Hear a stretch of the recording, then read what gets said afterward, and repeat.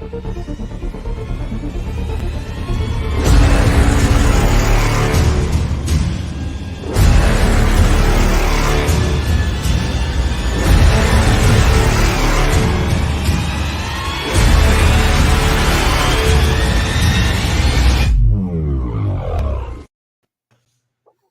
we're live. And we're live-ish. Let me move things around here. I'm all screwed up over here. Oh, Need you over here. That says that's done. Now I can close that. I can close that. So I'm not overloading my poor little computer. Where'd you go? All right, so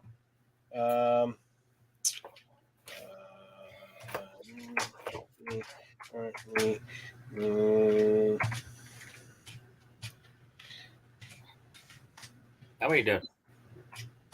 Typing real quick. It looked really sad, like one finger. It was pathetic typing. I suck at typing. I am not a typing guru. Hey, got frog.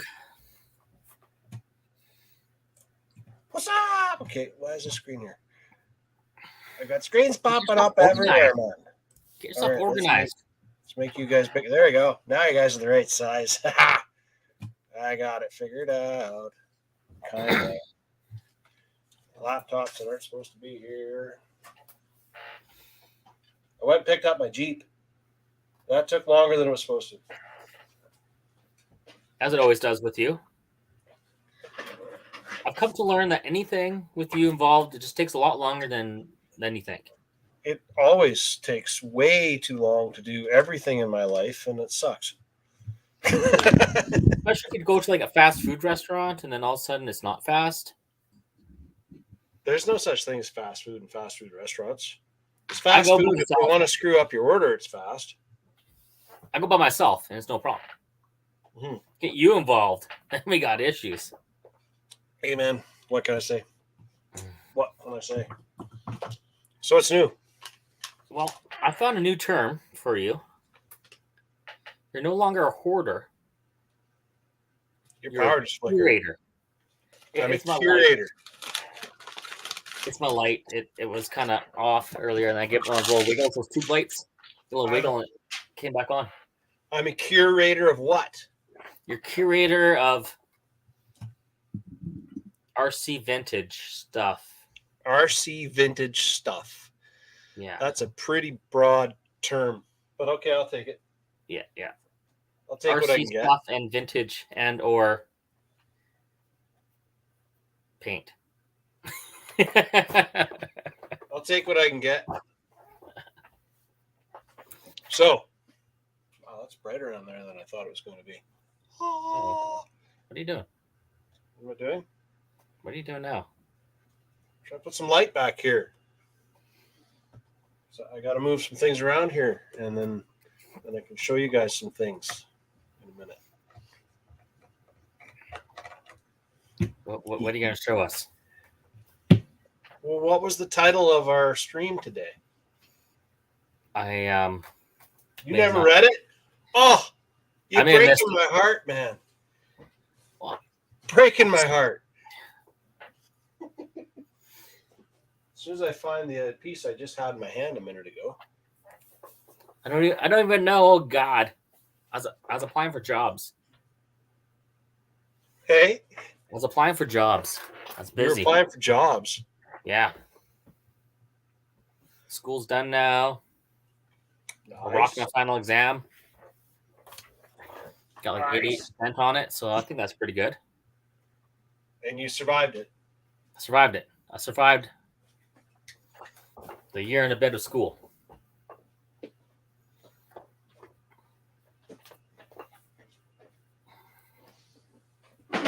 Now I'm curious what the live stream was supposed to be called.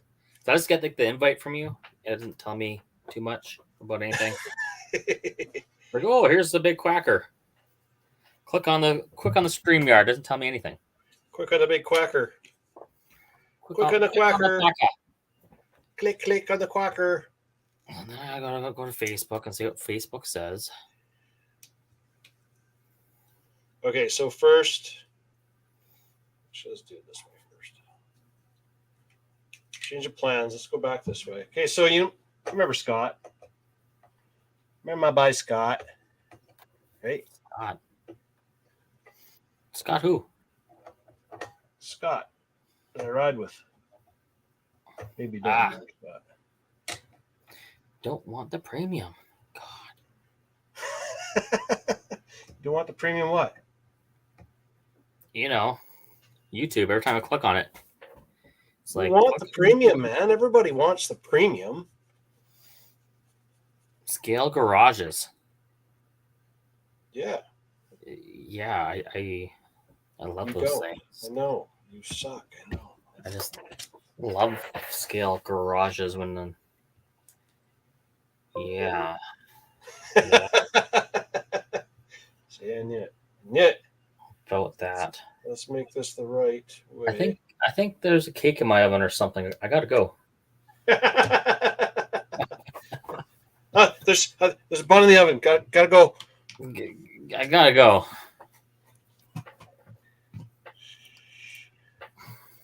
Why is that there? And that's your model garage back there. That's kind of part of my model garage right there. Model garage. So I got questions for everybody. And the questions are, oh, no, not that one. We want that one. There we go. Better not be scale garage related. They are. They are totally. Can't stand Spotify. I love a premium YouTube, but my family and I have been using YouTube Music for years. Can't stop. I don't know. I thought about switching over to YouTube Music, but I have all these playlists that are already on Spotify now, so I kind of. What do you do? What do you do? What do you do, right? What do you do? So.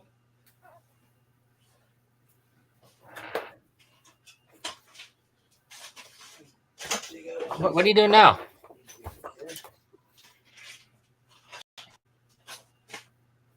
So. What? My buddy Scott. Oh God. Oh God. Back to Scott. Okay, back to your buddy Scott. Back to my buddy Scott. Okay, here we go. So my buddy Scott borrowed some stuff from me. And then at the same time as he borrowed stuff from me, he also went and had a bunch of stuff 3D printed and made. So, because he did a scale garage setup and made his own stuff. Oh God. So I lent him these tires so I could put them in a tire rack. And he had a bunch of these shelves made. Shelving units for the garage. I just got to figure out which side is the top and which side is the bottom. That's probably the bottom. He had quite a few things made, actually. Is that scale bench? This was my 3D printed toolbox that I got from. I'll turn a light here so I don't get that shadow. This is my 3D printed garage or toolbox that I got from Graham with the drawers that actually come out. And the drawers that can store nothing? Well, I mean, I could put little tiny things in there. And they are hollow drawers. Oh, God. So I'm just looking at all the stuff that I had here, and I thought, you know what? I should start digging out what I got and figure out what I've actually got. So then you can Got a burn it? 45-gallon. Hey, listen to you. Look at you, so excited about your little scale thing. Look at my little milk basket. Milk crates. Milk basket. This guy's no fun. You guys tell me if I should stop inviting this guy. He's no fun. So now we got to add to your title of 1/10 scale mini garage curator. Well, maybe not. No, this is part of the whole question today. Curator of This part of the whole question today. stackable milk crates. curious. Yeah. There's a lot of milk crates in here, I discovered, as I started digging through it. You have like a wall of milk crates. So I don't really know why I need this many milk crates, except I think that they all fit in these shelves. I think. And then you can put something else in the milk crates on the shelves that maybe you can 3D print some like brake parts and stuff. Maybe. Maybe. They do fit in there, yeah. Okay, so the milk crates fit on the shelves. You need to like make like 3D printed carburetors, throw like a basket full of carburetors in there.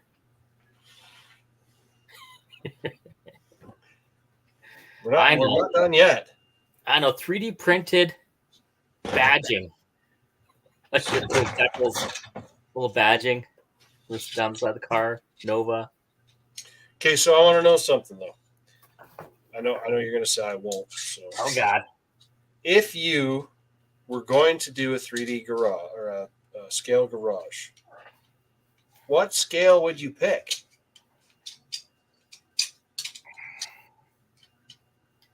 Well, I think I'd go with whatever the Barbie dream house is, because it's already made.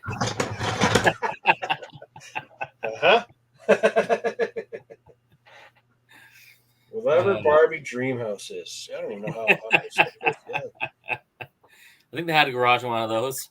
Barbie dream house garage. I don't even know what some of these pieces are. Like, I got this stuff from Scott, but I never asked him anything about it. Oh yeah, he's got a little workbench. My garage was a little sparse. It needed some stuff.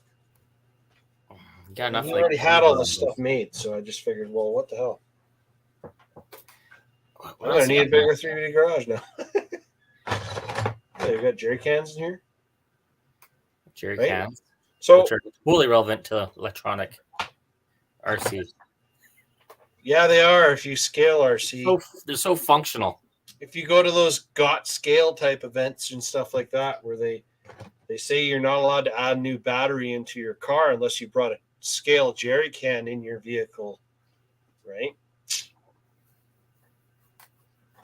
Highly technical stuff. But then the scale battery should be the size of a jerry can.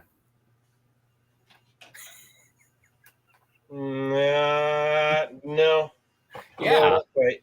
Like for like, right? No, because a battery is the amount of power it gives you. So what you should be doing is, if your jerry can is 20 liter and your fuel tank was actually 100 liter, and your normal capacity you run battery is like a 500, and you do a quarter, then you should be like a 1500 milliamp battery or something like that. Should be your whatever. Whenever you add a jerry can, you should add another 1500 milliamp battery in for your run time. That would be more real. Or just be packing your battery on your car to start with. Look at that. We got a hoist thingy. Ah! Well, I'm losing parts in it.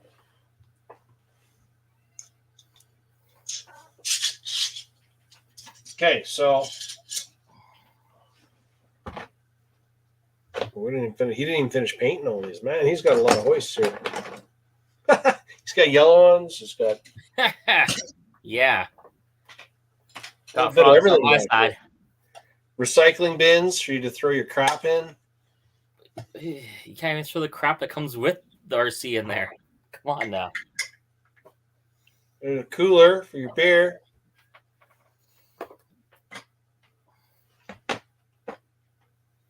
Smaller milk crates. Those are better.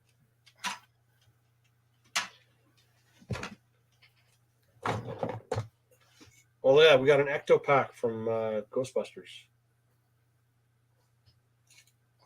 Okay. Because everybody has one of those in their garage. The ectoplasma. Ectoplasma. Gord's building a garage right now, he says. Hey, yeah. He likes doing that kind of stuff, if you're into that kind of thing. He doesn't get it. There's lots of people don't get it, and I understand that. What's there to get? But same time you say that, I ask who, when you go and buy a regular model, who's into that? What's the point? Same argument. Exactly. I built some model cars as a kid. Mostly just huffing paint and glue. You know how it goes.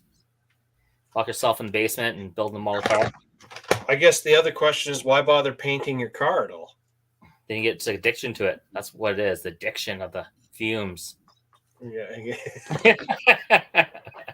What's the point of painting your car when you get it? Why bother? It's all about looks.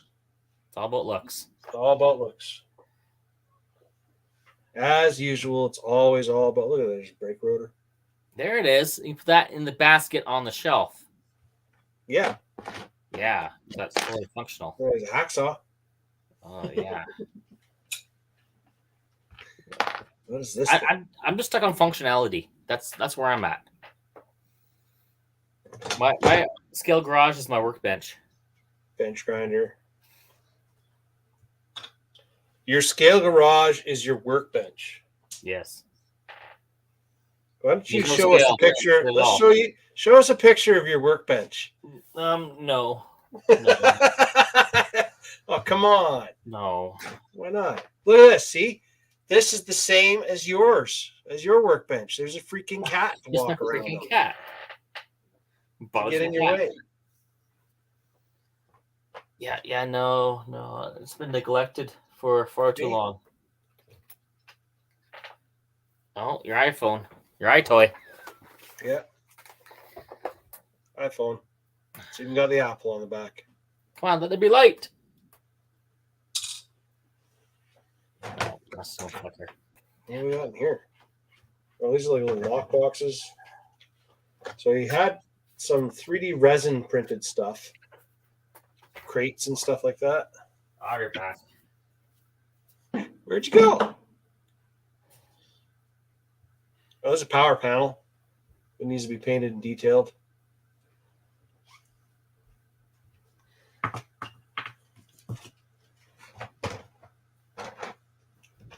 Lego. That is Lego. That's a Lego bike. What are you doing? Oh, you broke your light. Yeah, now it's off. Okay, I'm just gonna say. Oh, there's oil filters here too. There's little oil filters. So anybody who witnesses him falling down off the ladder, Aaron, your shorts are riding up, man.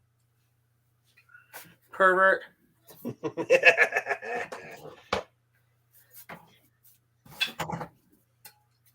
So yeah, there's a whole lot of there's a welder in here. Or no, there's a generator. A little generator.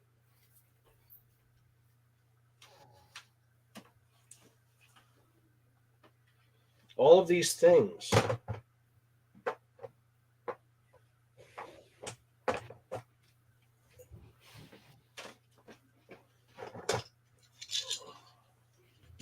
And I got like these little more jerry cans in here too. Look at that. Oh man. Not sure what these are. Gonna guess that these are some form of a shelf or something.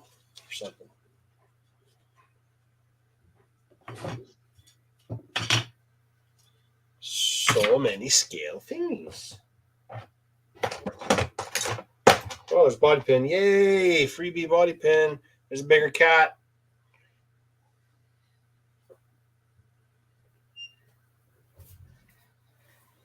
Another cat for Aaron.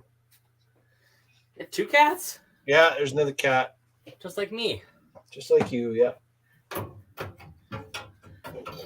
So I don't know what these were for yet. Other than they're like plastic strips that were cut, so I don't think that they were ever cut down to do anything. Maybe they were, but I don't know how I had them set up. Oh, look at that, eh? We got a laptop. Wow. Sony. A Sony laptop. Another little crate. So many little things. That's up. My God. As the whole ceiling comes crashing down on Aaron and everybody. Okay. Gotta. That overhead stuff's hard. Now you need to take a break. Need to take a break. Okay, so what do you find what those yellow things are? Is that like a stand for like your chop saw or something? yellow things. These Yeah. are supposed to go in here. Let me get rid of this. He hadn't finished painting them up by the looks of it. This is more line. This is one of my tires. Look how that ended up there. Okay, so there's the bin gone. Okay, so This is my non-impressed face. I think you can tell. yeah, it should be your impressed face. So Can't talk about your race cars all the time, man. By the way, somebody dropped off a gigantic freaking trophy. I know who did it. Kaylee. She's on her way cleaning out her apartment to rent out while she goes up north for a bit. She's going up north? Yeah. Oh, too bad for her. And then she's going to rent out her apartment down in Kelowna for big dollars. For big dollars, yeah, I bet. I can only imagine what she's getting paid for it. These fit in here. But there's really no way to hold them in place. But these are supposed to be stands, kind of. They're a little small.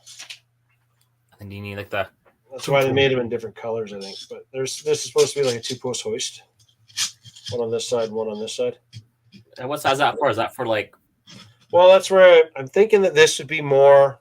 1/24th? It's just a Lego channel. No, it's not a Lego channel. This is my 3D... Well, it's stuff that I got back. I think that these would actually fit like a 1/18th or 1/24th. So I guess the real question is, if you were going to build a garage, which I know your answer is you won't, so just pretend that you will. If you were going to build a garage, would you rather do 1/10th scale that takes up a whole bunch of space, or would you rather do 1/24th or 1/18th scale and use your mini crawlers and stuff and not take up so much space? Which one would you do? Here's my answer. What's going to look good at 100 yards away shooting with a paintball gun at it? I'm going to shoot a paintball gun at you. Don't threaten me. It's a good time. I got 2 tanks, got a bunch of guns, a couple masks. Challenge accepted. Masks are for thieves.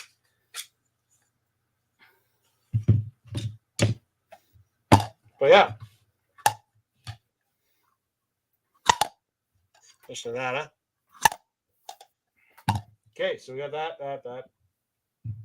So now I just got to figure out what I'm going to rearrange everything in my garage back here. My answer is going to be whatever size I can put in the living room that the wife will let me have. I see. Is that the correct answer? I don't know. I mean, what would you put? Where would you put your scale garage? Well, my scale garage is right behind me. Well, that's kind of lame. My scale garage Needs to is be a right conversation piece for all your guests in all the land. This is so that I can actually, when I do a stream, I have something in the background, and cars and other things, right? There's YouTube channels out there that you don't ever see the guys. They're basically headless channels, right? Where the guy who does all the talking, you never, ever, ever, ever, ever see him. So it's just this one here, just that screen there. Just not even. I mean, you have it's actually RC every day. He's basically got a channel and he's going over his car, and it's set up in a 3D garage, like a scale garage kind of setup. And all he does is just kind of show off the car and do his thing in there and flip it over and do his mods and everything there. And it's just a camera pointed into the garage like it's being worked on in the garage. There's a problem there. You flip it over to work on it in your scale garage. You don't do it in real life. How much time do you want him to take? That's You're like doing winching. scale garage. You got to do it all to scale. No, that's like winching. Yeah. Like I don't in real life, I don't winch through everything. If you had to, you would. Yeah, but winch is a last resort. I don't use a winch as a way to get from point A to point B on a regular basis. However, if you're going to that same terrain in your one-to-one vehicle, you wouldn't be able to make it without a winch. But that's just it. If I was going on that same terrain with a one-to-one vehicle, I wouldn't be attempting to take that terrain. So then there's another my next case in point with the problem with RC tent scale crawling. Which is if you're going to put a course out, make it scale for the vehicle. Right. Don't have to do something stupid where the vehicle couldn't go over it. Right. But I don't like it when they constantly try to make it so that you can winch up this and winch up that. It's like, holy man. Right? You're sitting in a lineup of people waiting for everybody to pull out their winch. Right? And? It's painful, but you don't go to those events, so you wouldn't know. No, because I think I'd get too frustrated. Oh, it's frustrating. Calling with a bunch of people. It's frustrating, I'll tell you. You're waiting. And then you hurry up to wait. Yep. And then by the time you get to it, whatever's there is all chewed up, and now no one can make it up. Well, yeah, okay, kind of, but it's not always chewed up. And then I gotta get my winch out.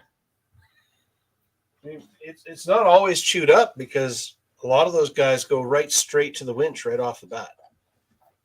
And those guys make the land nice. And they make what should be a 20-minute course because their truck's incapable and doesn't want to do anything. Go over this unrealistic terrain. Right? Well, no, they'll make a car so scale that it won't go up anything.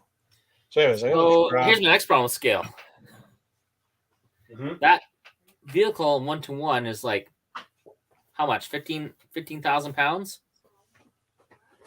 Well, let's not even go there. Okay, so if this was a 2-post hoist, I would say this would work really a lot better for a 1/24 scale here. Although you're supposed to basically take these and set them to whatever height you want them to be and then glue them in place. It's not a movable one. I used to have a bend pack one from RC 4-wheel drive that was basically, that kind of works. It picks it up. I used to have a bend pack one that was like that battery operated one. You flip the switch, it would go up and down, do all that fancy crap. And then? I sold it. Because at that time I didn't have anywhere to build a scale garage. I actually had it set up at the store and used it for putting scale crawlers and stuff on display. I had it set up on the back bench and it would have the car a little bit lifted up off the ground, and it got people's attention and it worked great. But then a guy decided he wanted to buy the truck that was on it and the bent or the Want all of it. Yeah, you want the whole All thing. of it. So I figured, well, okay, if you want it all, you can have it all.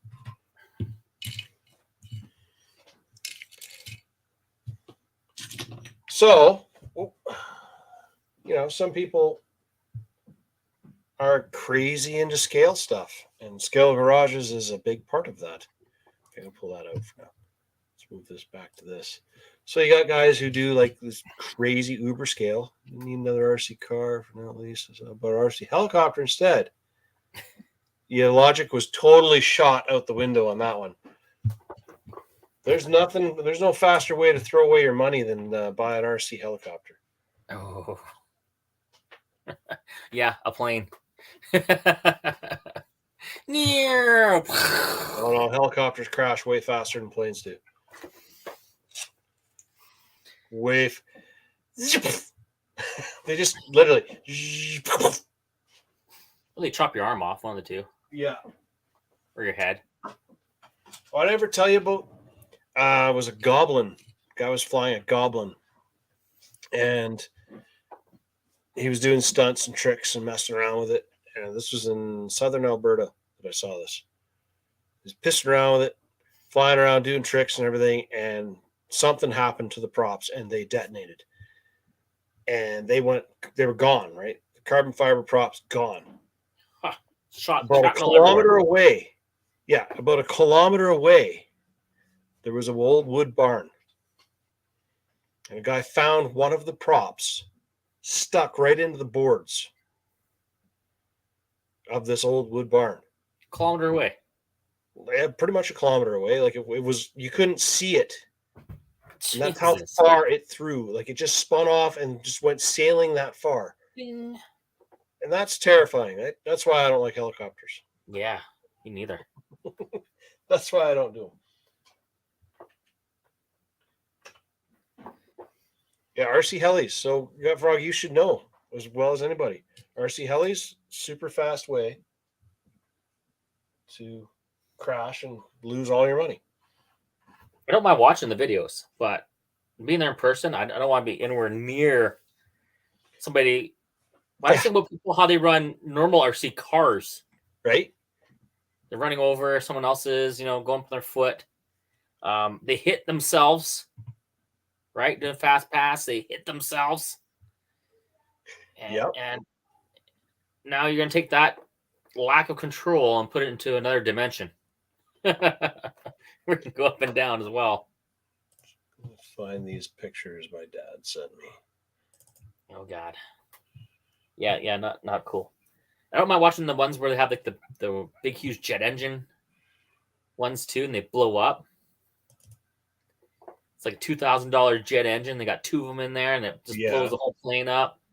Oh, okay, so this is during the beginning of COVID, my dad got bored, right? And he bought a couple of RC cars and stuff, and that was cool. He bought the cars, he thought they were cool, and enjoyed them, and did his thing. And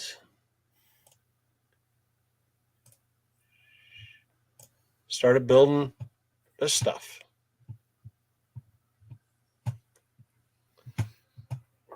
So this was his. Oh, well, let me make it bigger. Oh, it was bigger. It was bigger, but then as soon as you go to full screen, it won't let you stay there. Oh, there we go. Okay, so there. So that's a mini, right? An MO5. yeah, it's Tamiya Carmen Gia, right? And so all of this stuff, most of this stuff that is in here, he's made on his own. All the little posters and stuff that are up on the walls over here, these are all from the same era as the Carmen Gia. Now, my dad used to own a Carmen Gia when he was a kid. So that's why he wanted this car. When he saw the Carmen Gia, the MO6, Tamiya MO6 Carmen Gia kit on the shelf at the store, he went, I have to have that. So so he had that. We got that for him.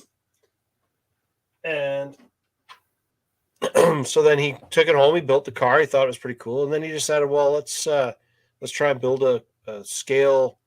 he's doing like dioramas for every vehicle he owns, right? So he's got a 4x4. He did an off-road diorama with it, and he still runs them. So basically, he's got them set up where he can place them into it, and then when he wants to use it, he just grabs the car out of the diorama and goes and uses it, brings it back, and puts it back in the that's where it sits, right? Instead of sitting on a shelf looking, then he can show it off to all his friends, right?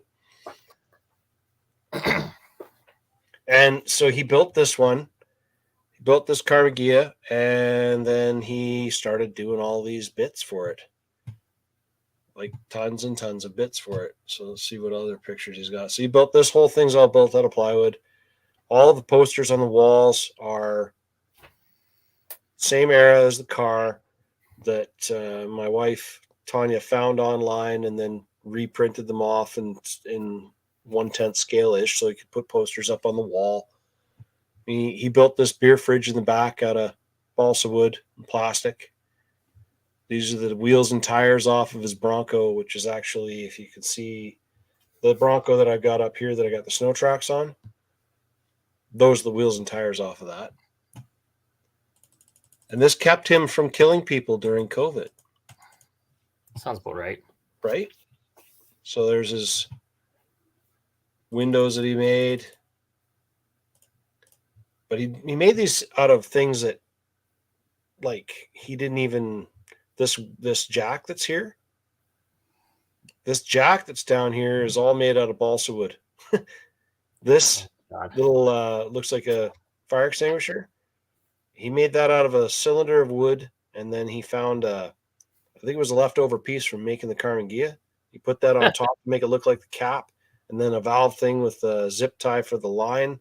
Oh, so at a distance, when you quickly look at it, it looks like a fire extinguisher.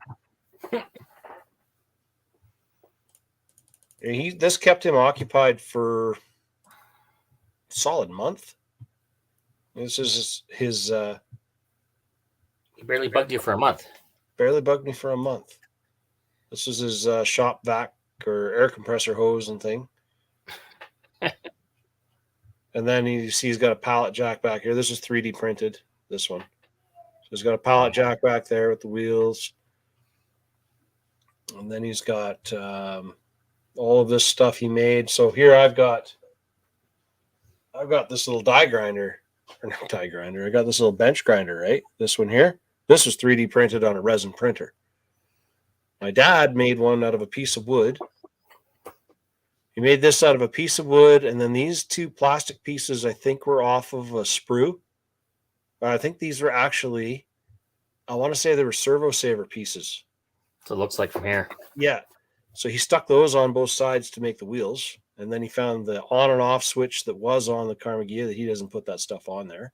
And then the caution sticker and all that stuff, right? And then in the back, he's got this, let's see if I can get it in here. So this is like a Heineken keg. Those little mini ones, pony keg. And then he broke his steering servo once when we were out crawling once, and he blew it up. So I changed out the gears for him, right? And these are the leftover gears from that. And then this is a can of Coke. This is like a little Coke can that I found on the crawler course once that fell out of somebody's car. And then there's the toolbox in the back. That's the same. So when I got that toolbox I got two of them. I gave him one, and I got one. Right. So this whole bench and everything on his is all made out of balsa wood. And then this bike that's in the front, it's, let's see if I can show it to you here. Right, here's the upper mezzanine part that he made. It's got toe straps from RC 4-wheel drive and just pieces of sprues and stuff like that he used. This belt here, I don't know what, I think it was from a vacuum cleaner. Turned it inside out to make it look like a serpentine. And jack stands and most of the stuff was 3D printed stuff we found them. This is actually an armature. Maybe you can zoom in on it. You can see it, but it's an armature out of an electric motor. Right? Some springs from one of his builds that he didn't use. More servo gears up top. And then he's got this 3D printed dolly.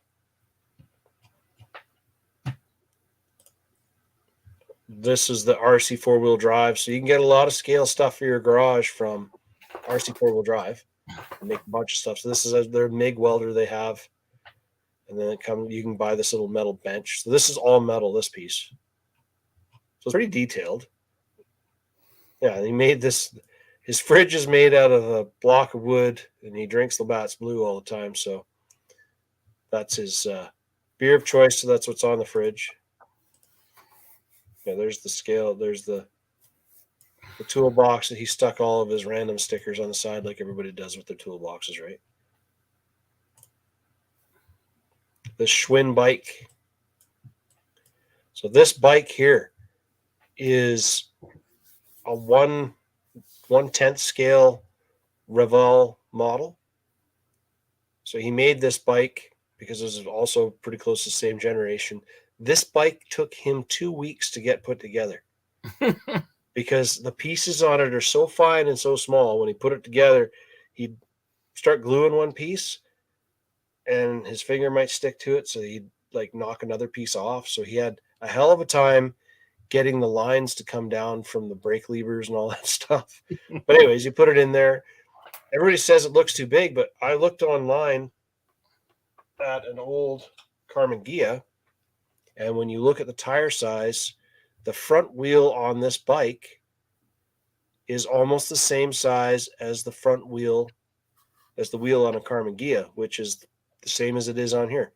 So scale-wise, it is actually right. It just looks freakishly large because the Carmen Ghia is so freakishly small. Oh yeah. Well, bike tires are huge. They got like a 26-inch rim on most bikes, right? Yeah. But Sammy, you're right. Totally. They absolutely worked on models. And if you look at the old, I gotta find it. Gosh, you know what? I'll look it up here and see if I can find it. But Dukes of Hazzard, a lot of Dukes of Hazzard footage was filmed with the RC car. A lot of it, where they're jumping it over the ravines and stuff like that. A lot of the action shot stuff where they could kind of just get away with it not being super clear, they did with RC cars and stuff. Yeah, they still use a lot of top modelers. They still build stuff for movies. Yep. There's a guy, Danny Hoon. Danny Hooney? Yeah. He does some real Mad Max kind of looks and robotic type things. Like I know probably his most popular one is he did a build with a Terminator style driver and Gatling gun sticking out the side, and everything moves and his head turns and his eyes glow and all that stuff. And he builds some just amazing looking stuff. And that's all modeling stuff as well, right? Yeah, and absolutely Star Wars, huge. So there's some pretty well-known people in our RC community on the coast around Vancouver and stuff that work on the movie sets down there. Not only do they use RCs for modeling, but they're actually using stuff like X-Maxes and stuff as camera dollies and stuff, right? Mount up their cameras and all their stuff and run the car along the side of another car or whatever to get their speed shots and stuff like that. We did that while crawling. Yeah, we did that crawling. Yeah, we did. That was fun. And I got a better camera to do that with now. Oh, not that one. Don't need that one now. Don't need that one now either. So yeah, that's my dad's. He just sent it to me. I told him we're doing Scale Garage stuff, so send me some pictures of your Scale Garage. He had a couple other cool ones too. The dioramas he made. Yeah, he's got a boat one that he made. It's all. He's got a boat one for a Chris Craft boat that he built from Dumas. It's a 24-foot Chris Craft boat. He built the whole boat and everything, and then he's done the simulated water and everything. So it sits down into the water, and it looks like the bow, like the water's coming off the bow and everything. It's pretty well done. He's got another one he was building for his jet boat that had a little tiki hut off in the background, like he was ripping along the shore on the beach somewhere in Mexico or wherever. Yeah, Scott, I knew you got that. Scott's got a 1/10 scale snap-on toolbox. Like a real one? Yeah, it's only $1,000. No big deal. Only $1,000 110 scale toolbox. Hollywood wouldn't trust Arma diffs. Yeah, that's probably true. I think they probably have a little bit of a R&D, and you need to prove that it's going to stay together. Nah, it's in the budget. This by 5. Yeah, right. But you know, the scale stuff is done. Scale garages are done. Same thing. Modeling is just, if you get really detailed, really well done models, especially with nowadays cameras, like when you're taking like cinematic type photography and stuff, the focus is designed to zoom in on the character that's doing the talking. If you're looking like your roof is going to fall down. Need to change both bulbs. I've changed one. Yeah. Your cinematic camera, it'll zoom in and focus on the guy that's actually talking, and then when the next character is talking, and the focus changes over to there, and that's one of the tricks that they do in movies. And the new iPhones do this trick. I think maybe some of the Samsungs do. I don't know. I don't have one, but I know like the big deal with the new cameras is that it had that cinematic setup where you could actually change where the focus went, but it lightly blurs the background. So in any image or whatever that you have that lightly blurred background, you could get away with doing a scale garage as a backdrop, right? And have that in there and not even pay for the full size setup, right? Which is kind of what all these places are doing. Why not? Big tires like NASCAR uses, drawers open. Really? You got that one? Oh, you lucky bugger. I've seen the other one. There's one that you open it up, and I think there's like a little cigarette lighter thing that pops out of it. And then smoking was no longer cool, so they didn't do that one anymore. I'm going to try and open this up over here. There's also another guy on Facebook, and I'll see if I can find him. It's Los Todos, I think he is. And his stuff is wild. And he also does scale garage type build, but he does super scale stuff, really wild looking, and he animates some of it with electronics sometimes, right? Make some RC.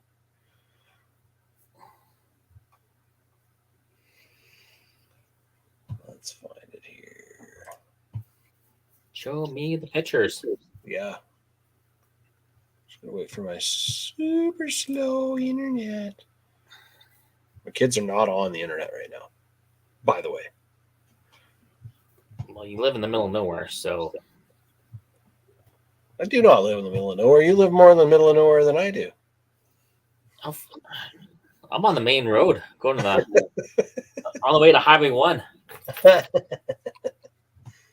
Let's find it here. Los Todos. What's the next town over from you? Cherryville? What if Los come up? I think this is it. So this is. Oh yeah. Okay, Scott just sent me a picture of his. Let's look at this bigger. Okay, here's Scott's, and I'll share this one to you. Share this screen. Not going to make it bigger. Can't make it much bigger than that. This is the 110 scale toolbox that he's got. I think that's pretty cool. Almost looks like drifter wheels on it, actually. Hot Wheels. So, Scott, are the boxes on that? They're actually tin, right? There's nothing plastic in that. It's all actually sheet metal, I think. Yeah, that's cool. Okay, I'm gonna keep looking up this thing I was looking at. That he sent me that picture in the middle of me looking it up. I'm still about functionality.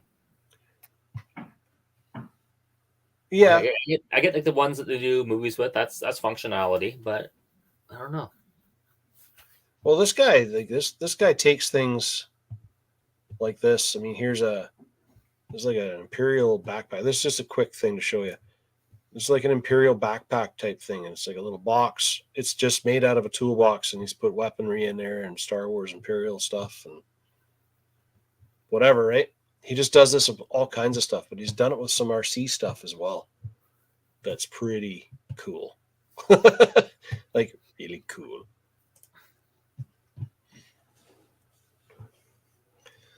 So, Scott, have you done a scale garage yet?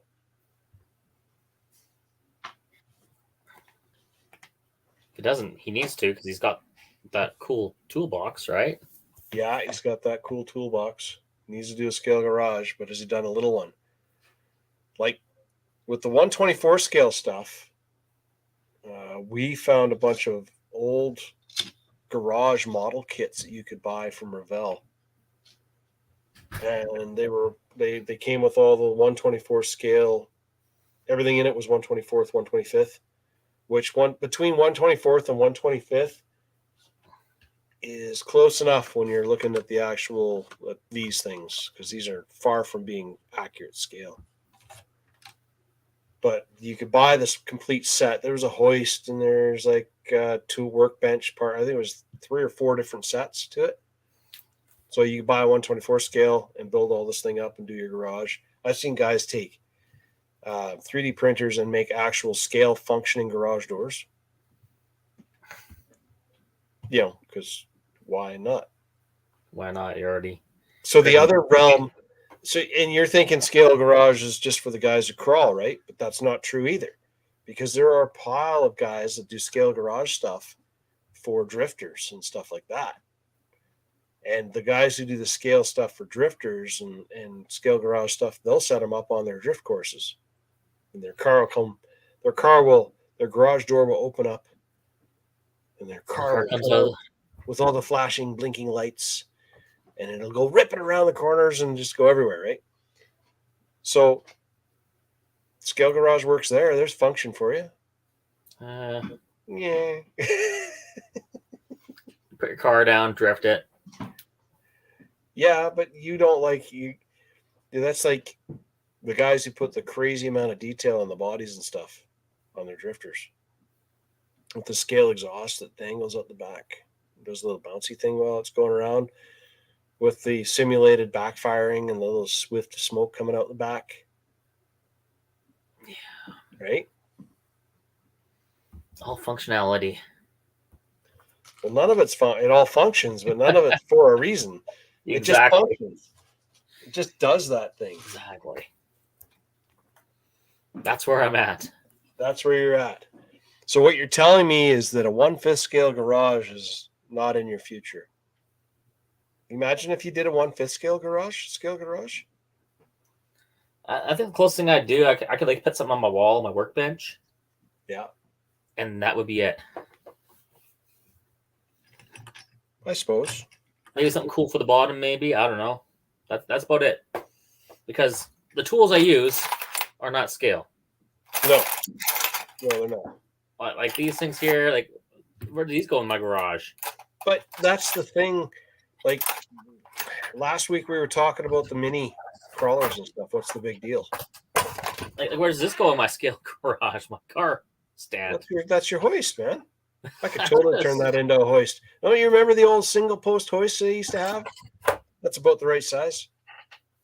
You're not that old, eh? Look at you, you youngins. You youngins who don't remember those. Oh yeah, we had one of those in my my shop class. We had one of those. The old school. It's like D&D. It's all play acting. Yes, absolutely. It's all play acting. You were right. What is this? I don't got time to play with my Barbies.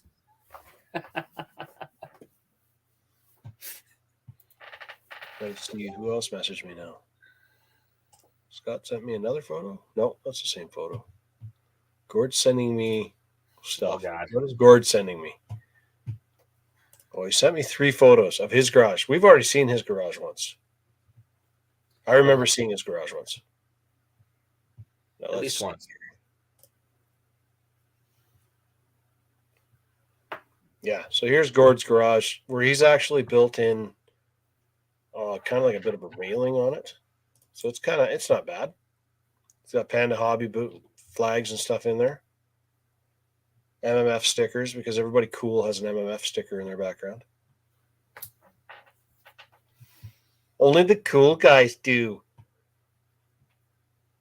And then he's got the Scale Garage is, if you want to get started with the Scale Garage, the easiest place to get started is if you were to buy any of the associated crawlers, any of the Element RC crawlers. They all come with these backdrops here that you can see and this one here that I got behind me.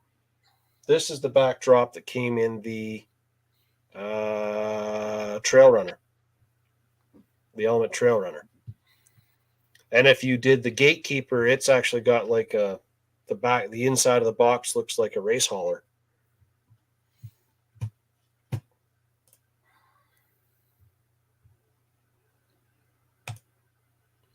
The gigantic panda hobby sticker.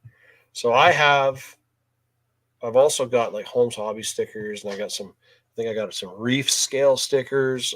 Or not stickers, but little banners and stuff to put up. Crap like that.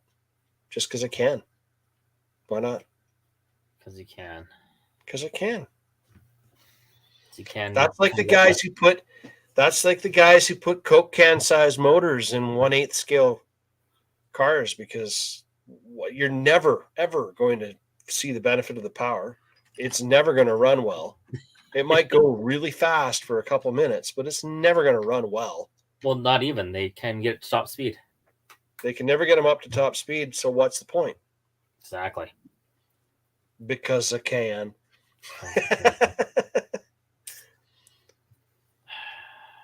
Really want a big gas-powered 1/5 scale RC. So, okay, if you're wanting a 1/5 scale RC, what is your favorite one that you're seeing out there right now? I remember the first cool one I saw was the Baja 5B. I had one of those. My cousin and I, we looked at the RC magazines and saw it in there. I'm like, oh, that thing is so cool. Of course, you can only imagine about how these things would work, right? Yeah. Back then, there was no YouTube and stuff. Yeah. That's pre-Facebook. You're taking those two trucks and putting them on display at the hobby shop. Let me see which two trucks are we talking about. Who in the what now? Gord. Primal. Hey, you're talking these two trucks, Gord? You're saying those two trucks are going up on display at the hobby shop up there? But those are your new trucks, so you wouldn't leave those there. That would be silly. I got a Raminator. I don't have the Primal Raminator. I have the old Losi LST Raminator. Body is hanging up over there. Raminator. Nitro Beast. So I did find out what that big huge cage I have. Oh, what was it? It's for a Savage 5T. Savage 5T. Yeah. I think it has like the short course body on it. From what I've seen. Savage 5T or HPI Baja 5T? No, it was a Savage 5T. It was a Savage 5T. That was Savage 5T or Savage 5. Or unless they took a Savage and turned it into a 5T kind of look. Yeah, they stretched it out. Let's find it here. Cool. I was looking at it the other day. That seems about right, actually, now that you mention it, because when you look at that, it's actually the wheelbase was right for that. Because Tim has an XL version of the Savage. Yeah, and the wheelbase of that thing. Yeah, the wheelbase of that one that you had was about the same as the Savage that he was showing me. Yeah, that's cool. Yeah, it looks weird. The Savage 5T. It's like a Savage, but they extended it super long. Extended it and then put a bit of a short course body on it, or not? Yeah. So the question is, where do you find the body for it? My question is, who's got one? Who needs a cage? Who's got one? Who needs a cat? I thought you were going to use it. You changed your mind. Thought you Yeah, were yeah. use it, man. Reality sets in, and you're like, you know what? I'm never going to do this. Stupid, Right? I'm stupid. Oh, dummy, dummy, dummy.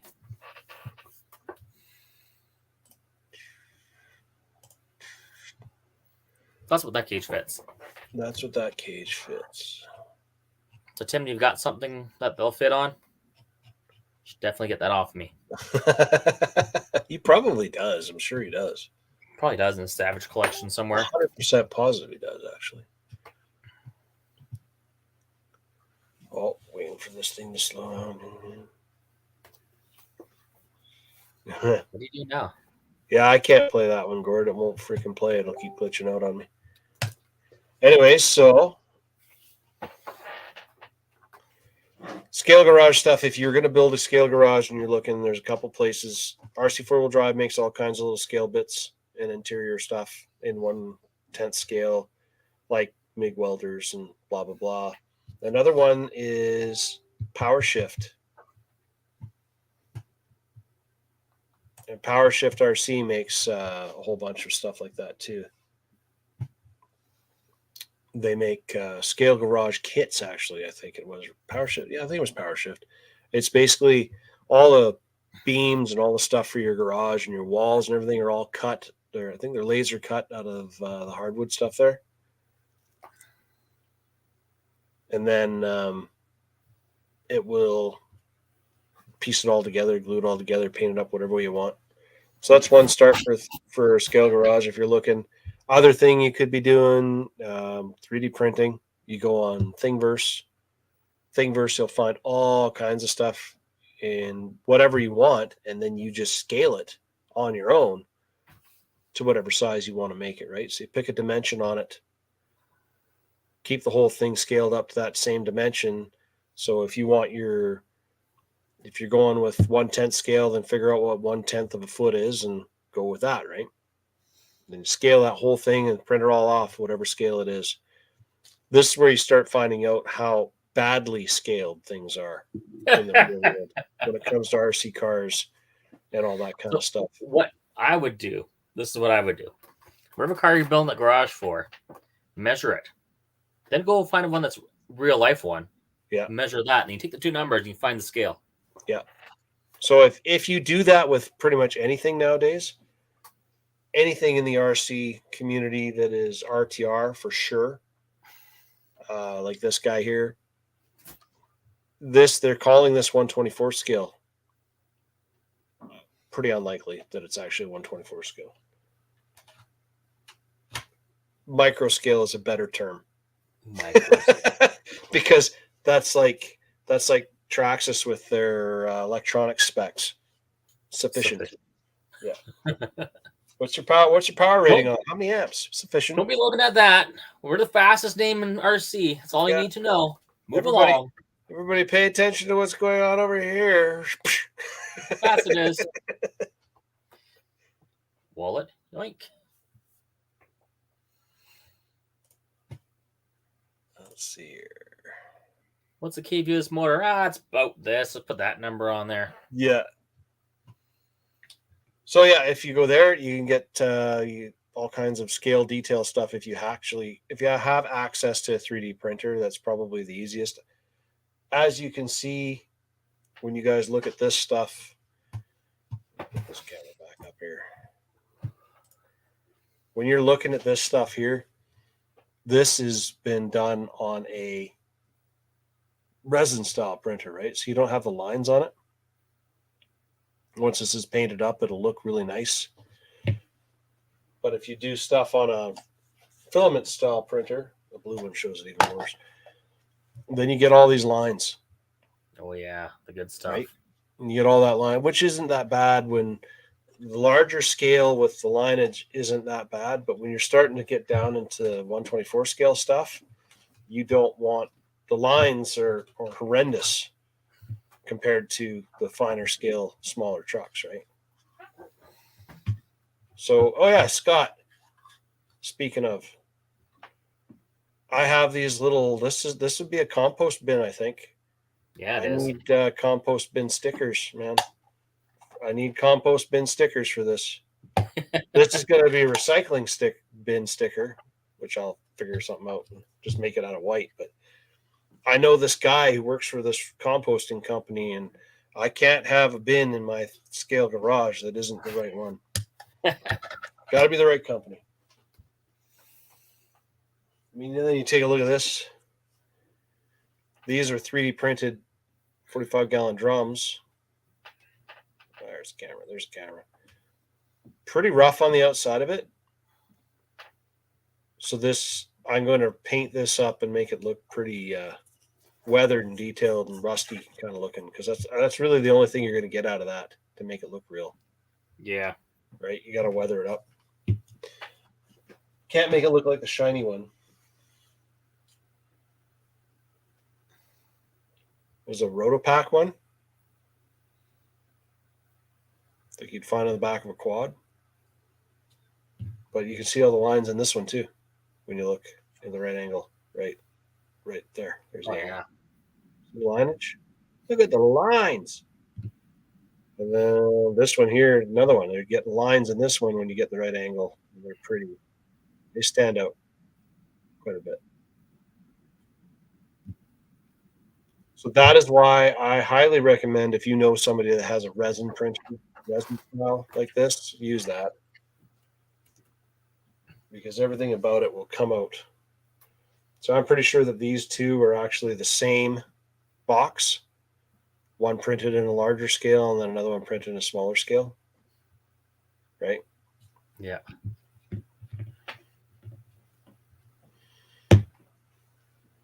But what other companies do you know? What companies have you seen online that made 3D? Oh, there's one that's a really good one.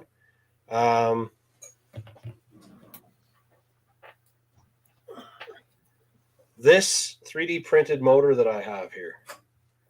Okay, this is printed on a filament style, and it's going to be detailed up and cleaned up and everything. And this is a 22RE, and this one's actually designed to fit over top of. This one's designed to fit over top of the motor and everything, and I'm going to put that in my boom racing build that I'm doing, my BRX01. But the company that builds that's actually located in Kamloops, and it is Mr. Comedy Scale Designs. So you go online, type in Mr. Comedy, Mr. D. Don't really know why, but Mr.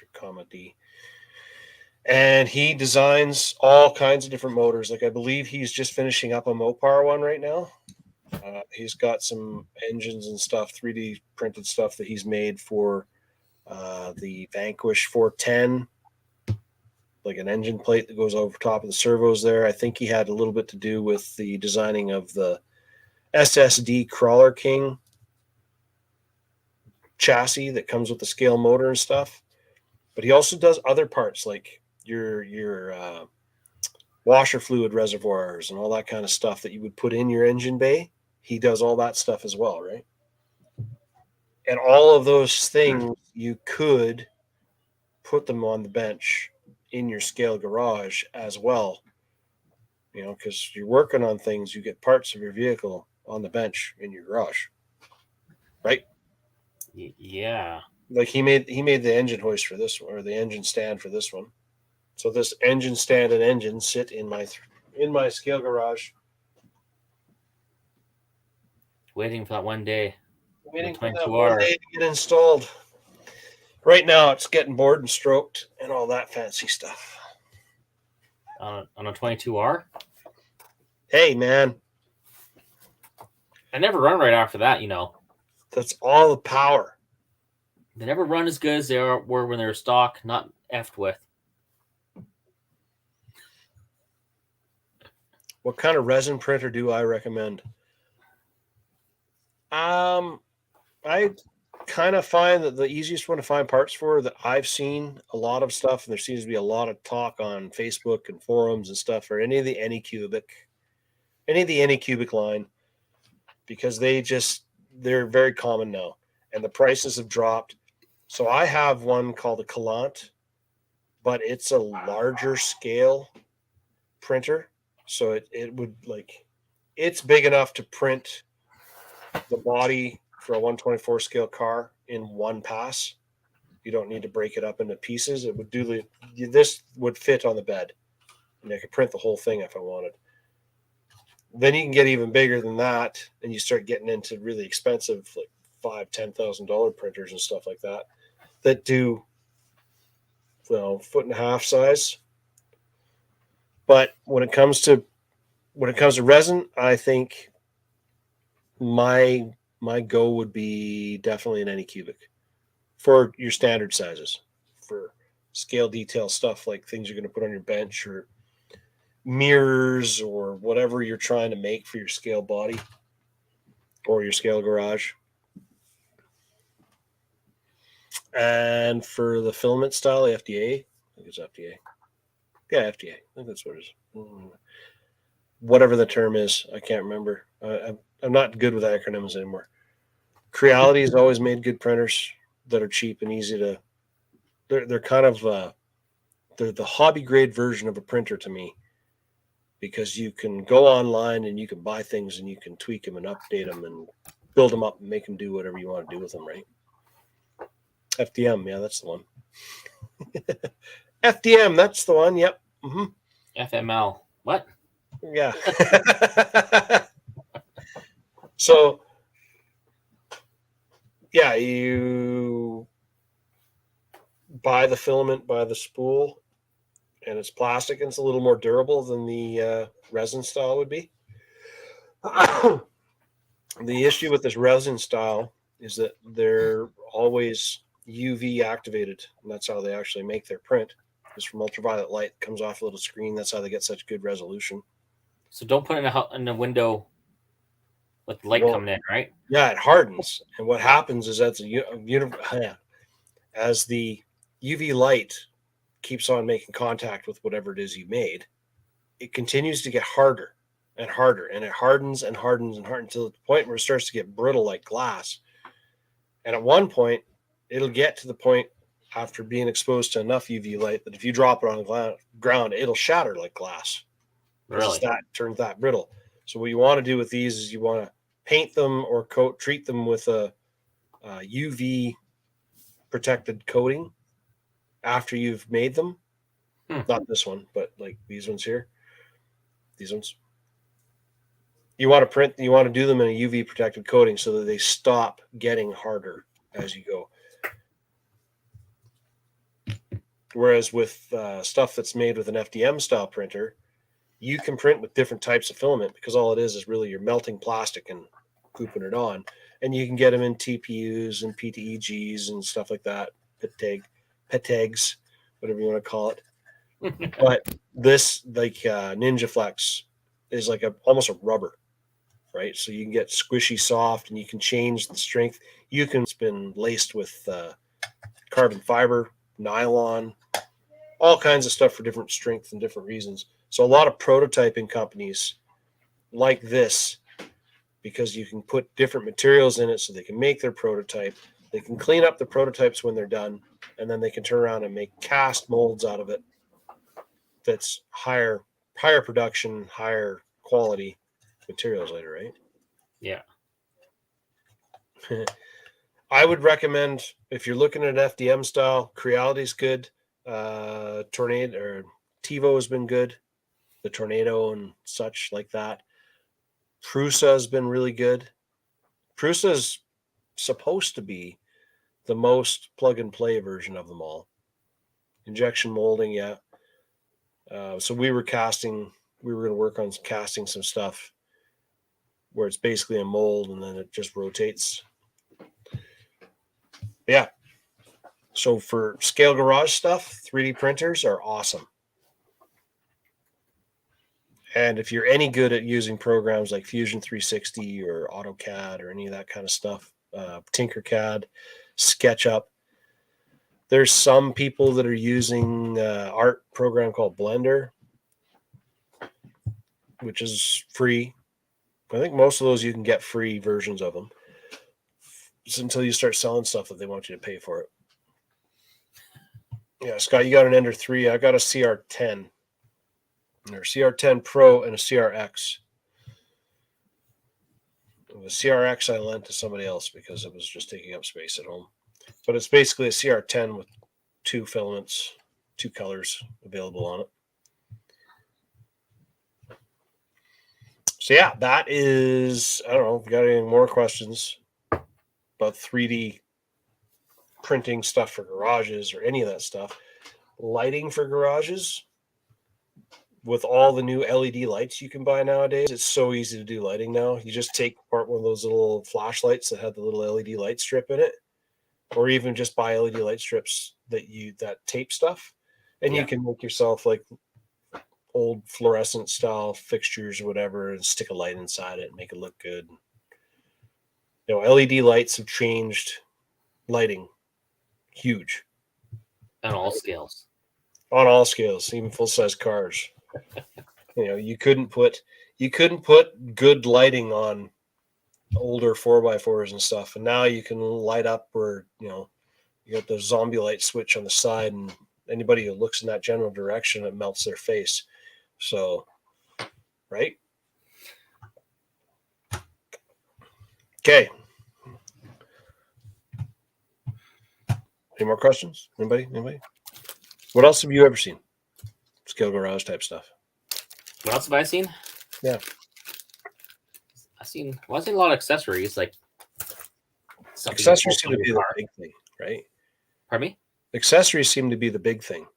Yeah, actual structure type stuff for 3D garages or for scale garages, not so much. Not so much. You build that's practicing build it, or you print off a sticker, stick it to a piece of wood. Yeah. Yeah. The same guy that built that motor, Dion, with Mr. Comedy, he did a scale garage setup in his basement, and he took a chunk of that insulating foam, that 1-inch or 2-inch insulating foam, and he sprayed it with some kind of an acetone kind of thing. Gave it that slight textured speckle look, so it almost looked like cinder blocks. And then he went in with, I think it was a soldering iron. I think he went in there and he just did the lines of the bricks individually and made a whole brick wall, the whole cinder block looking wall out of it, which turned out really cool. And then he painted it and detailed it and made it look cool. The chair sucks.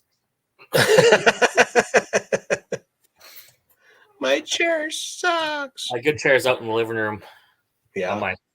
In my office chair, my on office your work space, computer, where I had to go to my test on Tuesday or Monday there. Yeah. Haven't moved it. Haven't put it back in here.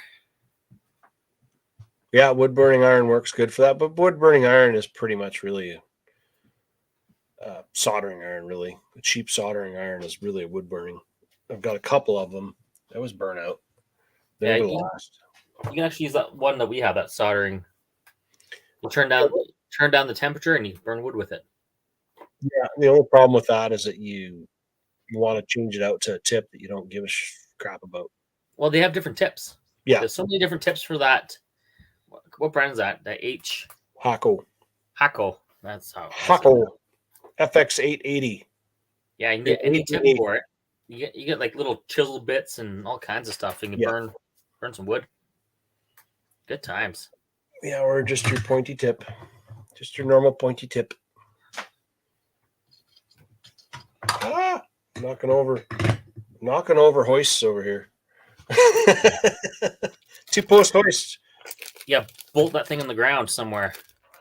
See, you like Weller, and you've probably had luck with Weller. And I used to have luck with Weller all the way through. For years, I had luck with Weller. And then the past 3 Wellers that I have bought have literally blown up in my hand. I had like the big trigger style gun one. Mm-hmm. We pulled the trigger once, and it exploded. It split the plastic on both sides. Something inside it arced out or whatever. I don't know.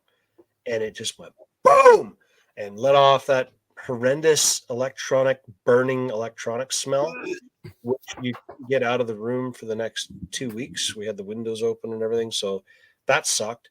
And then I bought another weller to use as like the burning pen style, like the iron, not a trigger one, but you just turn on the iron and everything. It got so hot that it melted through the handle, and it uncontrollably started just going and going and going until the wire inside it actually melted and arced out as well. And then I had one that was also made by Weller that was supposed to be a foam cutter and wood burner and whatnot.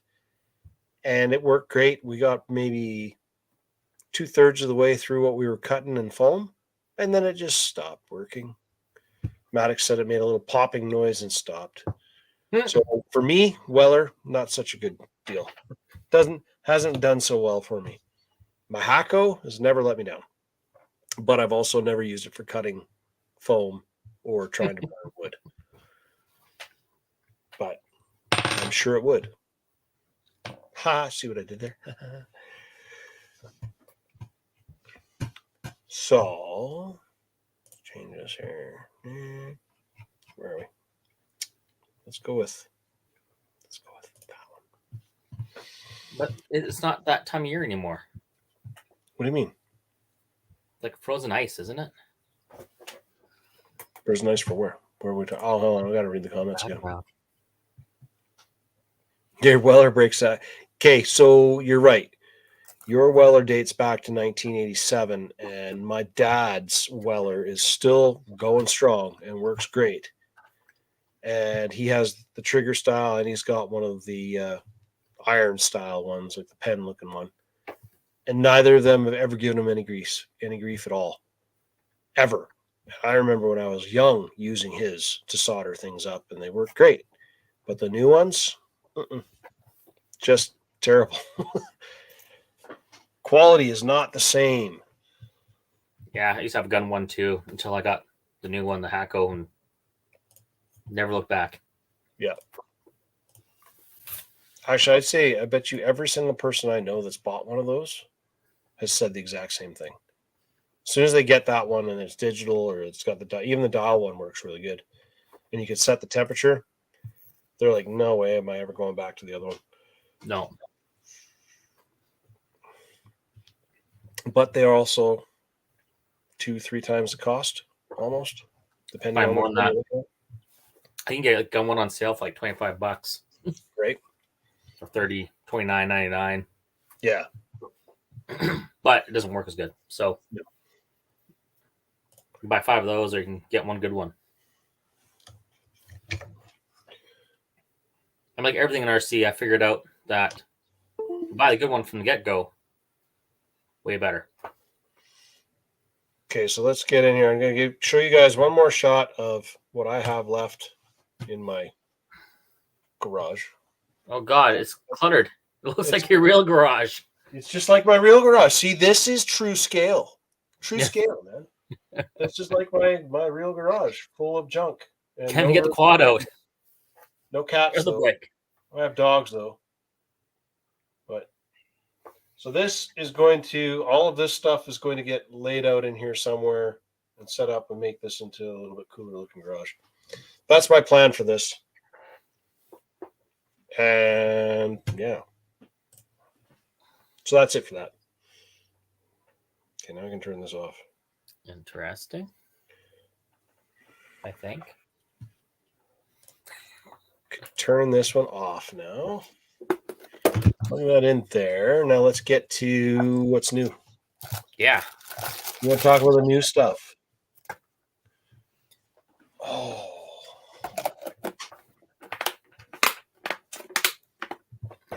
This here.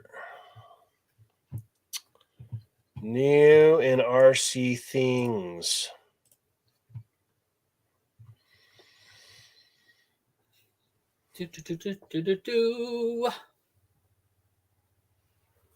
Yeah. What he said. Still clicking and clicking. So this one. See how this one works.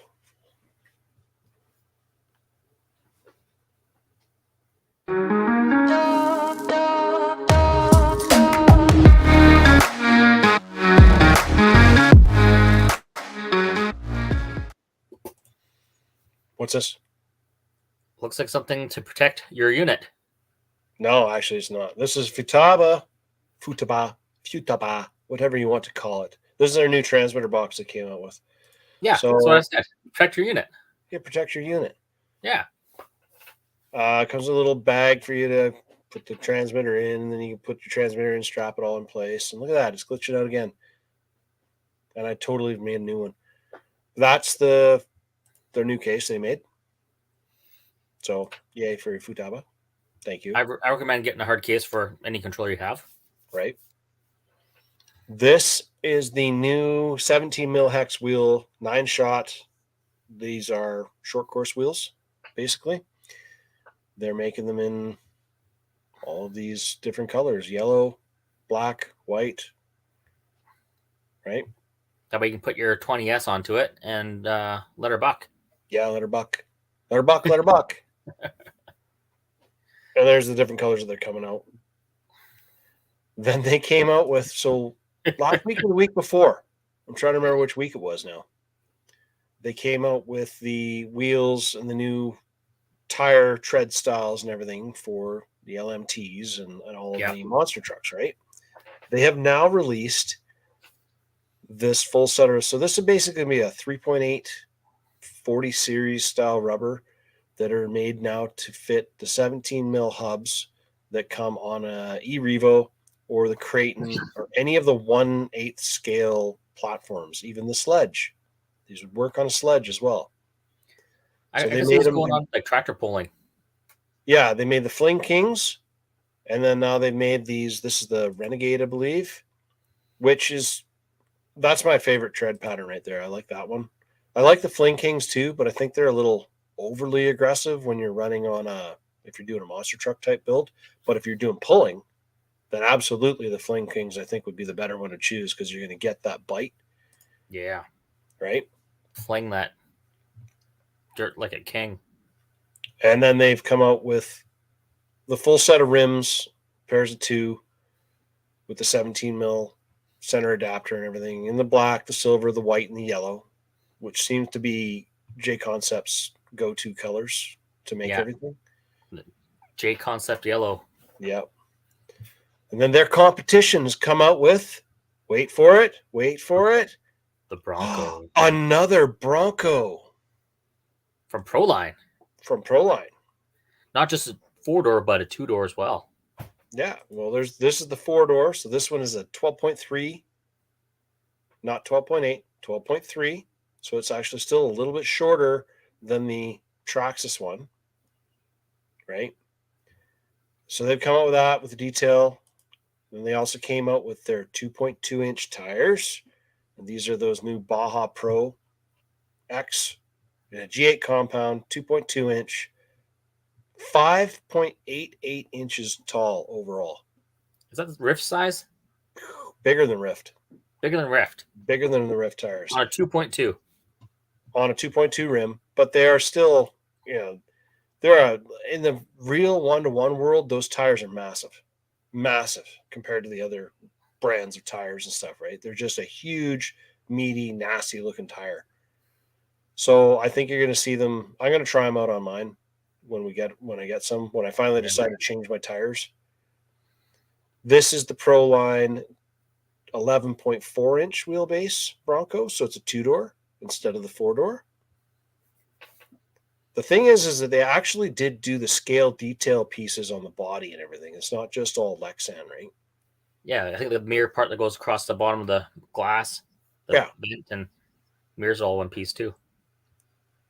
Then they also released some more tires again. Now, everybody, I think last week we talked about the Blue Dot. Or maybe a couple weeks ago now, we talked about the Blue Dot drag reactions, right? Yeah. These are now Blue Dot. They're the same compound pretty much, but these are the Bald Eagles. These are not meant to be used for drag racing. These are meant for short course trucks where you have an extremely grippy surface, like hard clay or whatever you might be running it on. And pavement, asphalt racing, some tracks, hit some jumps just like those you see the 1-to-1s do. That'd be cool. Yeah, so these are meant for the 4-wheel drive line, and they're called Bald Eagles. which, I guess It's that's just- the name. It's funny because they got rid of all the slick tires. Now they're starting to come back because carpet racing, you're going to want those on there. Right? Exactly. And then they also came out with the Bald Eagle in a T. So this is a 2.2-inch stadium truck tire. Same thing, same compound, just different size. They've also released a whole bunch of new hoodies and shirts and stuff because everybody does that every year. So this is the new Proline Hoodie. And then they've got their Proline shirts and stuff that they came out with. There's 3 new shirts they released. RC 4-Wheel Drive released a bunch of shirts as well. This one's just showing all the tread patterns they have. Call it a charcoal, I think it is now. And there's the picture. Whichever one do we got? That'd be good just all the way down the back. You have like all 20 different tread patterns on your back. Right? And there's their black shirt. And then they got a 40th anniversary shirt that's in white. So you got that. Interesting. And then next we have Racing with the Tectronic, Tri-Tronic 4X dual battery, dual motor brushed ESC. And So for all your Emax needs? Why? That is exactly what I was thinking. They say in here that it's designed for custom builds for vehicles like the Traxxas Summit or the Traxxas Summit or, like dual motor axle trucks, like maybe a Clodbuster or whatever. My thing is why develop a new ESC for a product line or a genre of truck that's really not that popular? It's not that big. Nobody's really doing it. I know why. Because COVID, everybody built these old trucks or fixed their old ones, and then now they need ESCs for their dual motors. That could be it. It's fully waterproof. It's got XT90 ends on it. It's supposed to be 120 amp. They call it 1/10 scale, although I don't know what the scale has to do with it.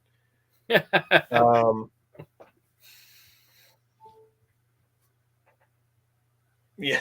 So it's I don't know. I don't understand it. I don't understand why. If it did like a dual motor control, where this ESC you could individually control the speed of the front motor or the back motor and use a little bit of a dig function or whatever for maybe a comp style crawler, maybe I could see a bit of a need for that line because nobody's really making those anymore. There were a couple and there aren't anymore. Maybe, but it just seems to me like kind of a bit of a swing and a miss to me. But yeah. Ecto Pack. This is for the 2.2, I believe. Yep. The 2.2S, which is basically the drag 2.2, the no prep drag car. Get something to screw into, eh? Yeah. So this is like the brace for the steering servo, just to give you a good solid instead of plastic. It kind of runs all through the front. Yeah. Bulkhead. Yeah. So when you hit the ramp, it's going to be a good. Yeah. So then here we are, Bronco again. So Traxxas, as everybody knows, Traxxas has had out the 2021 Bronco now for almost a year. And they came out with all their new colors. So this first 2 were the yellow and the red. And then they came out with the blue, the black, the white, and the silver. So these are now their pro scale assembled body kits, which we all knew they were going to come out with new body kits. These are pro scale. How much do you think these are? Oh, probably like $200. More than $200 for a body? Uh-huh. Are you freaking $224 US. Oh, it's not even Canadian. It's like $300 Canadian. I think it worked out to $328 Canadian. Okay, so what if you buy the truck? You buy the truck with the body on there. Exactly. It's half the price of the truck, almost. Oh my so God. Why? I don't get it. Why? What? The clear body is $125 US or something like that. That's even high. I think. I can't remember exactly. I was shocked. I couldn't believe the price of it. I was like, what? You have got to be kidding me. Who can buy That is such. They're a really nice looking body, and they're great. They're painted, and everything's been assembled already out of the box. So you literally take it out of the box and put it on your truck. But that price point, I can't see. I just can't see it. That's way too high.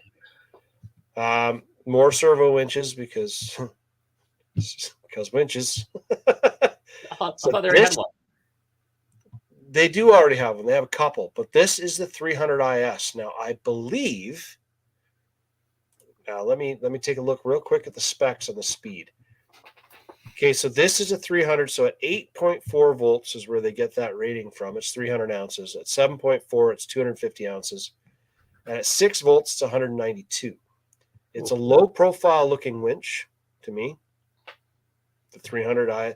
So there was that Altros one that they put, or I think it was called the Altros or Albatross or whatever, that used to be in the Reefs, not the Reefs, the Red Cat lowrider that gave it that hop because it was fast, right? It had that fast actuation. I'm not sure if this has the same speed. I didn't have time to cross reference, but at 6 volts, it's 0.05 seconds. It doesn't tell me how far that is, but I think that's 60 degrees, I believe. Isn't that usually the rating? 60 degree. At 7.4 volts, it's 0.04 seconds. And at 8.4 volts, it's 0.03 seconds.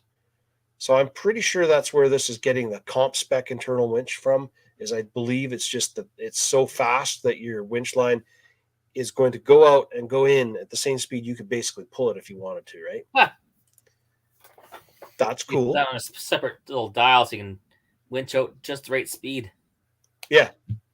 And, the spool and everything's internal to it and everything. And, yeah, it doesn't have the splines coming out the top at all. Oh, what'd you do? What'd I do? I went and stopped it.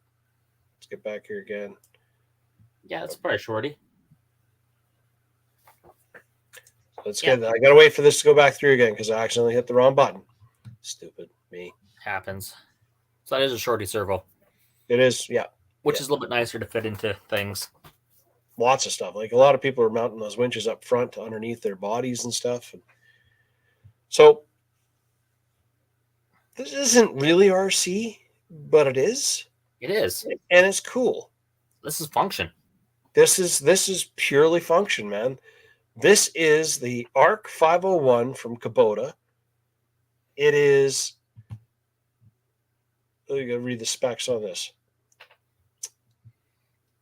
Well, it says it's not recommended for steep slopes or tight areas. It's a high-power gas motor. It is a multi-channel stick radio, so it's a 2-channel stick. So you can mow your lawn by remote. Sit on your lawn chair and sit in the shade. In the shade and do what you got to do. So, it's a mower. I have no idea what the price is because all the information I saw on it was in Japanese, but probably 10 grand. It's an RC and it's functional, and your wife probably won't get as mad at you for buying this and adding it to your RC collection. And you could be the only guy on the block who has one. And you could make money by doing everybody's lawn to pay for it. So your kids might actually want to go and mow lawns and make money, or mow your lawn and make money. So now that we got Mickey Thompson tires and the Baja, the Pro X tires and everything, now Mickey Thompson tires are already on the Traxxas Drag Slash. So now RC 4-wheel drive has come out with a Mickey Thompson aluminum beadlock rim for short course tires. So this is one of their drag wheels that they came out with. They came out with 3 different styles. There's 2 fronts, or there's 2 rears and 1 front that I found. They're a 5-spoke kind of look, so a little bit more of the old traditional vintage drag racing, retro, vintage, whatever you call it, drag racing look. Then they got the whole style. Like the whole style. Yeah. This is Boom Racing. This is another set of Pro Build wheels.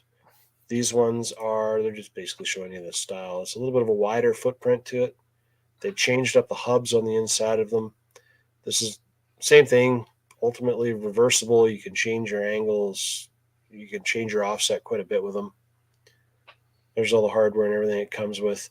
But the hubs have been redesigned on the inside. So will they be compatible with the previous versions or not? I believe so. This is their new hubs that they're showing, and this is it on there. The thing that I'm noticing with all of these is that you cannot get to the wheel nut very easily with these because they put these covers over top of the wheel nuts all the time. It's got to look scale. Got to look scale. Which it does. It's good. They did a good job. HPI's back, eh? Is this yeah, HPI? sure. What is this thing? This is HPI. You're right. I knew it. This is HPI. Now, what platform do you think they put this on? Something super old and out of date. Yeah, the Sport 3. Sport 3. So this is their Drift. Okay. Drift. RTR Drift on a Sport 3 is a brushed platform. Okay.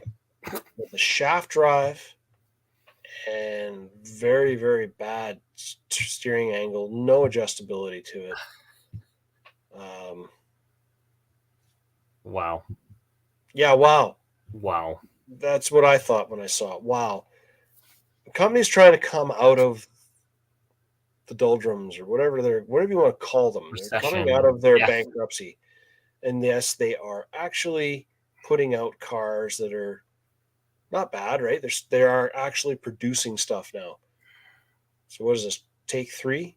Can they just hire me to help them? But can't what they need to do? Stop beating consult you. I will consult you. I understand that you're going to go with tried and true. So they re-released the Savage, right? But they redid the Savage.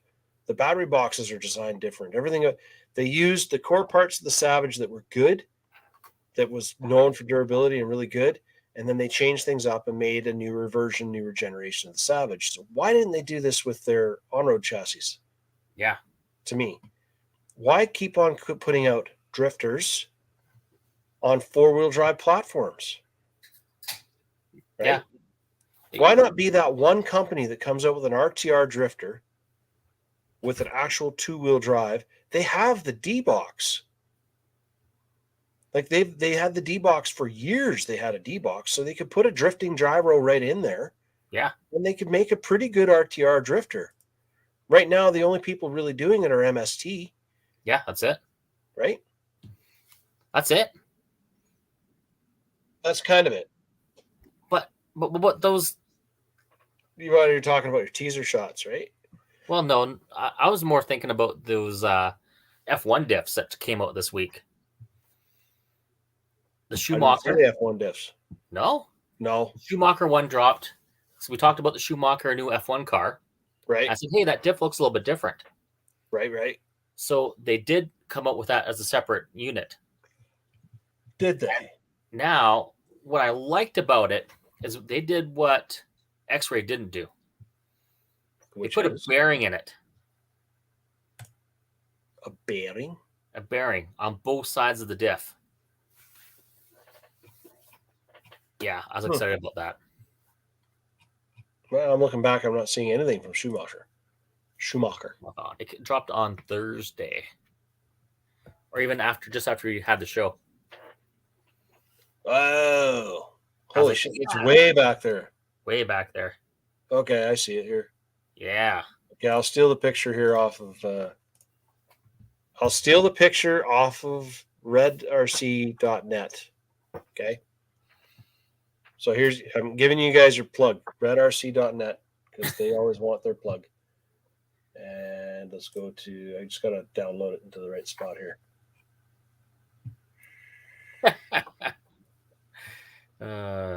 Samba. HPI, the company's still putting Dean's connections on their 6S RCs. Oh, yeah, right? Dean's connections on 6S. And, I'm not a fan of Dean's. I've never really been a fan of Dean's. I like them more than Traxxas. I've always liked them more than Traxxas.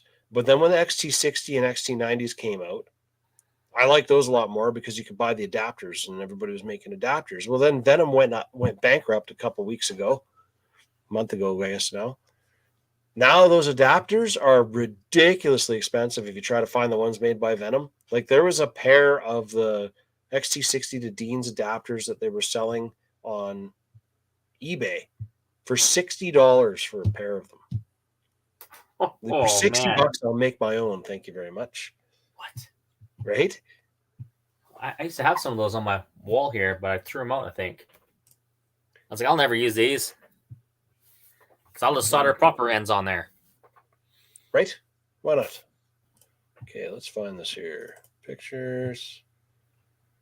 I think it came on that one car I got with the, I think it was a Venom nickel cad with all the different ends on it. Okay, here we go. Here's your diff you're talking about. And this there it is. From Red RC. There's their picture. Schumacher Diff. What I could find for you. The Schumacher Diff. Now, what's the part you like about this the most? It has bearings in it. So the cap on both ends have a bearing in it. Now, X-Ray did not put the bearing in there. Another company made an aluminum cap that has a bearing in it. And you can buy that separately for like $50. So I'm really concerned. Like I'm really excited about this coming out, and I want to know if it's gonna be compatible with the X-Ray stuff, which I think it is. Right. And not only does it have a bearing on the cap side, but it has a bearing on the inside as well. Right. So a lot more smoother operation. I see what you speak of. What you speak of. So it should be better. Should be better. You're right. Yeah, I missed that one. But, you know. And then there was another diff that came out, too. Who had it? It was like the Italian brand one. Phoenix. Phoenix or... Yeah, it's Phoenix. Was it Phoenix, the diff? Yeah, because that's also in red. Because Phoenix, they did a diff without, like an oilless diff. And then the first ones come out with a diff for any pan car. And then that's when X-Ray came out with their better diff. The year after. Oz is more better. Let me find it here now. And then Phoenix, if that's who they are, came out with a sealed diff. This one here. Is that it? Well, that's the new one from Phoenix. That looks like a ball diff, doesn't it? It does. Yeah, it looks more like a ball diff to me. But I mean, wasn't it a different brand altogether? Let me look at the specs on it. Yeah.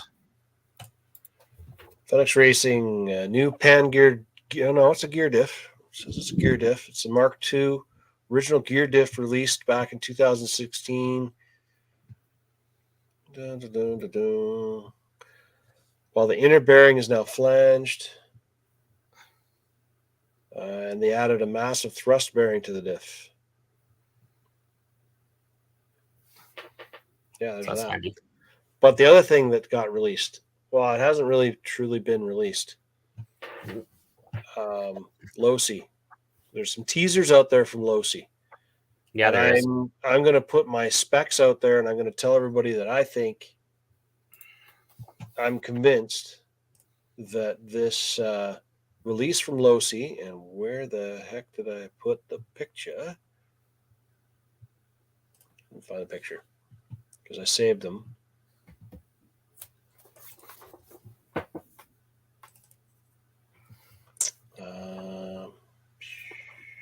What about the other release from Hoodie? Oh, their multi-setup station thing? That's boring. So this is the new release from Losi that everybody's been talking about on the interwebs. Now, if you look at this, everybody's asking, they're all thinking what it's going to be, and they think it's going to be a re-release of the laser nut. I think you're wrong. Yeah, I'm not thinking. No, I'm not thinking laser nut, because this is the vehicle it's based off of. Ooh, you found what it's based off of. I found what it's based off of. So this is Casey Curry, and this is one of the posts from his Instagram page. So this is the same color scheme, same everything as the sneak images that I found of Yeah. that. Okay. This will probably be released first thing tomorrow morning. And by the look of the rear axle and the rear driveline on this thing, I'm going to say that they're going to use, this is probably going to be a new release of the Rock Ray. I think the so. Baja Ray, or something combined in between. The one that has independent front suspension and the solid rear. Yeah. Yeah. With the links and everything, just like you see in this picture. That's what I think it's going to be. If That's I'm wrong, what I was thinking. If I'm wrong, well, I guess I'm wrong. But You're this is absolutely what I think it's going to be, and that's a really good thing, because if they do release this, that gives you another platform that's good for rock racing, King of the Hammer style racing, a little bit more of that, more speed, less climbing. Right? Speed. That's what I'm thinking. That was my guess for that one. Yeah. Those trucks are freaking awesome. UDR killer, absolutely. Yes. I wish it was a UDR killer, but I don't think it's going to be that scale. I'm positive it's going to be a 1/10 scale. So slightly smaller. I am still waiting to see some newer body styles put out for the Super Baja Ray. And I haven't really seen the Super Rock Ray for a long, long time. So that might be it. Super Rock Ray with a new body. Well, yeah, but I don't think. Maybe. I mean, maybe they come out with a Super Rock Ray so they got competition against the UDR. But the UDR is another one of those platforms where they came out with it. It was really cool. It handles awesome, looks awesome when it's running, but it's not an X-Max, and it's not an Arma Mojave or anything like that. It doesn't have that same, it looks good and is super detailed, but it's very much in its own category. And then Losi came out with the Super Baja Ray, which was the same style to go into the same category. I don't know if there's worth putting another of that size out. So I think this will be 1/10 scale first. The same thing they did with the Baja Ray and the Rock Ray. They released them both in 1/10, and then they came out again with them in the bigger scale next. But they did come out with a 1/6 scale SCX10 or SCX6, so I don't know. Maybe I'm just full of it. I have no idea. No. Yes, I do believe, I agree with you that the UDR is ridiculously overpriced. That is kind of the model of a lot of companies nowadays. And prestige pricing is what they like to use. Prestige pricing. You're paying for the name. You're paying for all that advertising they do. Somebody's got to pay for it. Yeah, I mean, when a company sponsors things like off-road series and it's all Traxxas banners all over everything, and like the 1-to-1 off-road series. Yeah, the 1-to-1 off-road, it's all Traxxas. There's not really a whole lot of other lines that are out there that are sponsoring it. We're talking millions and millions and millions of dollars worth of money going into sponsoring stuff, and it's coming from somewhere. It's coming out of your pockets. Your pockets when you buy their stuff. Oh, yeah. And that's fine, because at least they're promoting something and they're taking the money and putting it in as something. It's not just lining somebody's, well, it's kind of lining people's pockets, but not so much. But I guess that brings me, now that we're done talking about new products, that brings me to the next thing that I was going to discuss this week a little bit.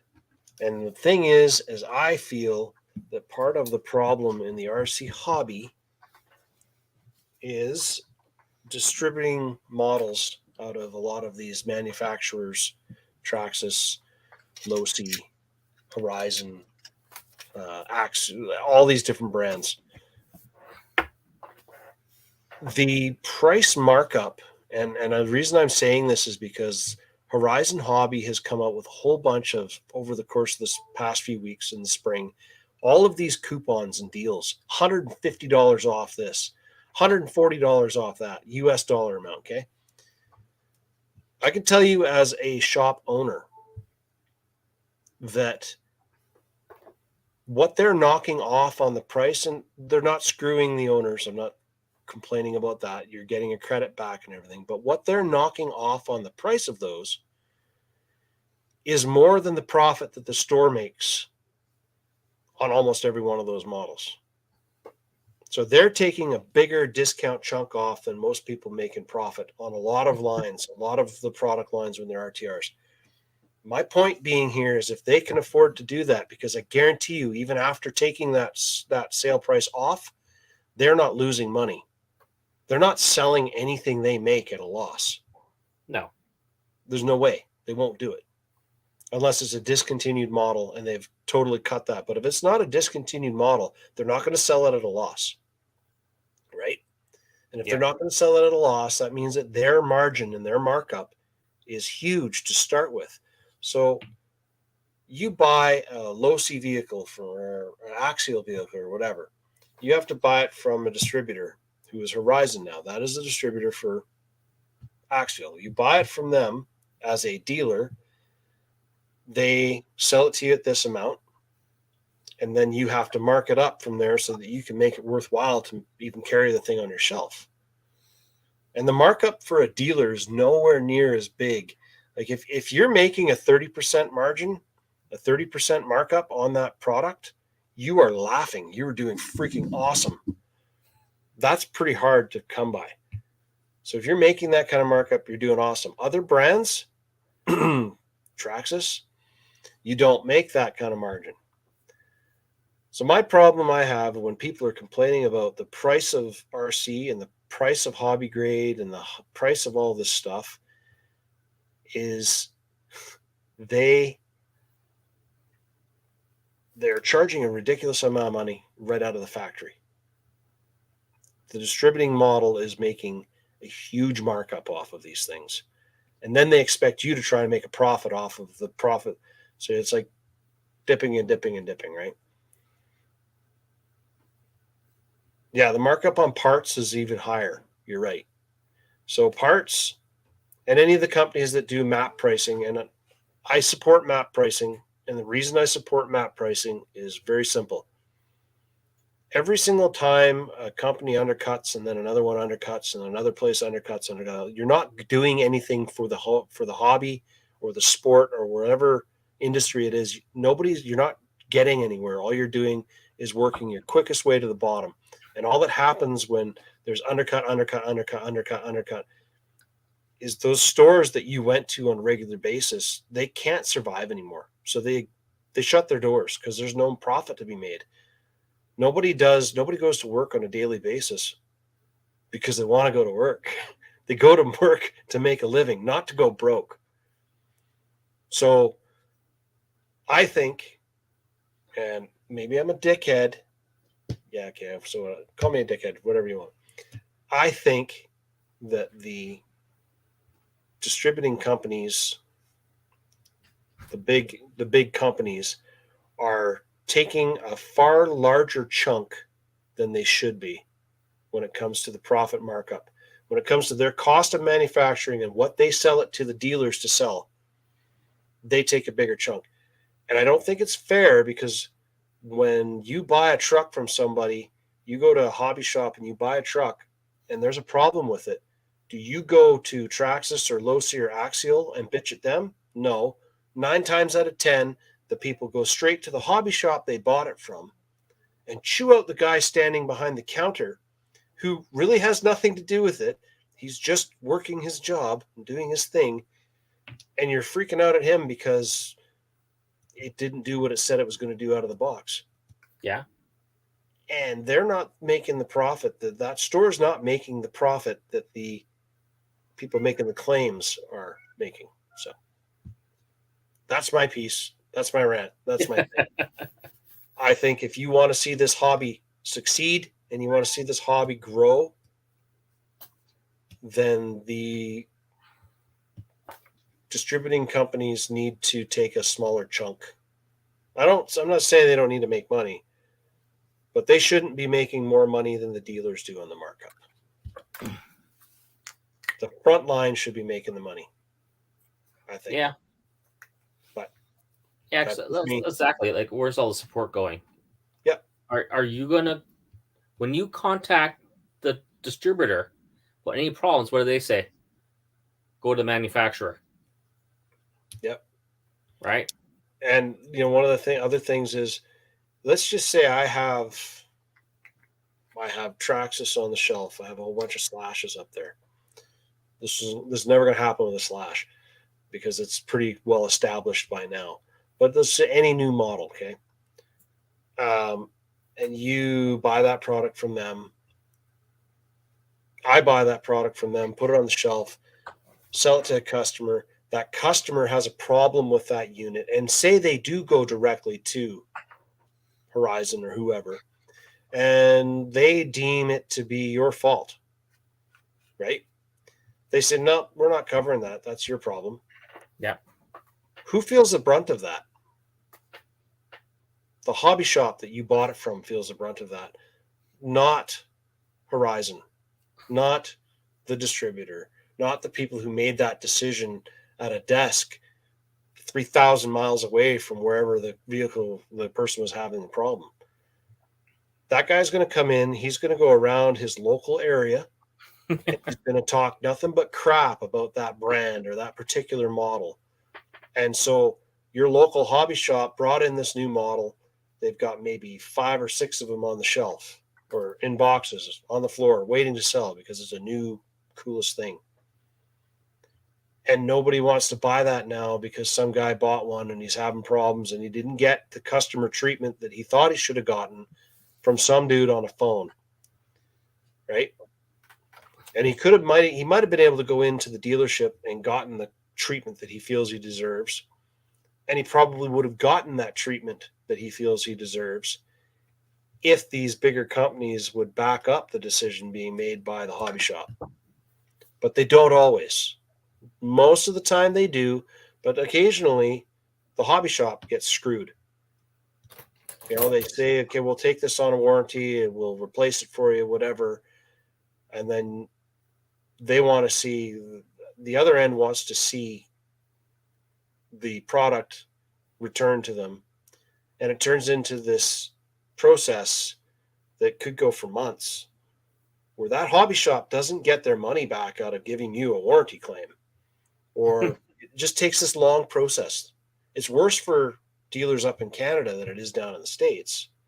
Yeah, because shipping back to the States is ridiculous. Yeah. We got to ship it back to the States, and you got to do this, and you got to go through customs and duty. And I understand the reason why hobby shops have to do this now. I do understand that there were a lot of fraud, shady individuals that screwed things up, right, and claimed warranty on things that were absolutely user error, or I drove mine straight into a tree at 60 mile an hour. I think you should replace the entire thing.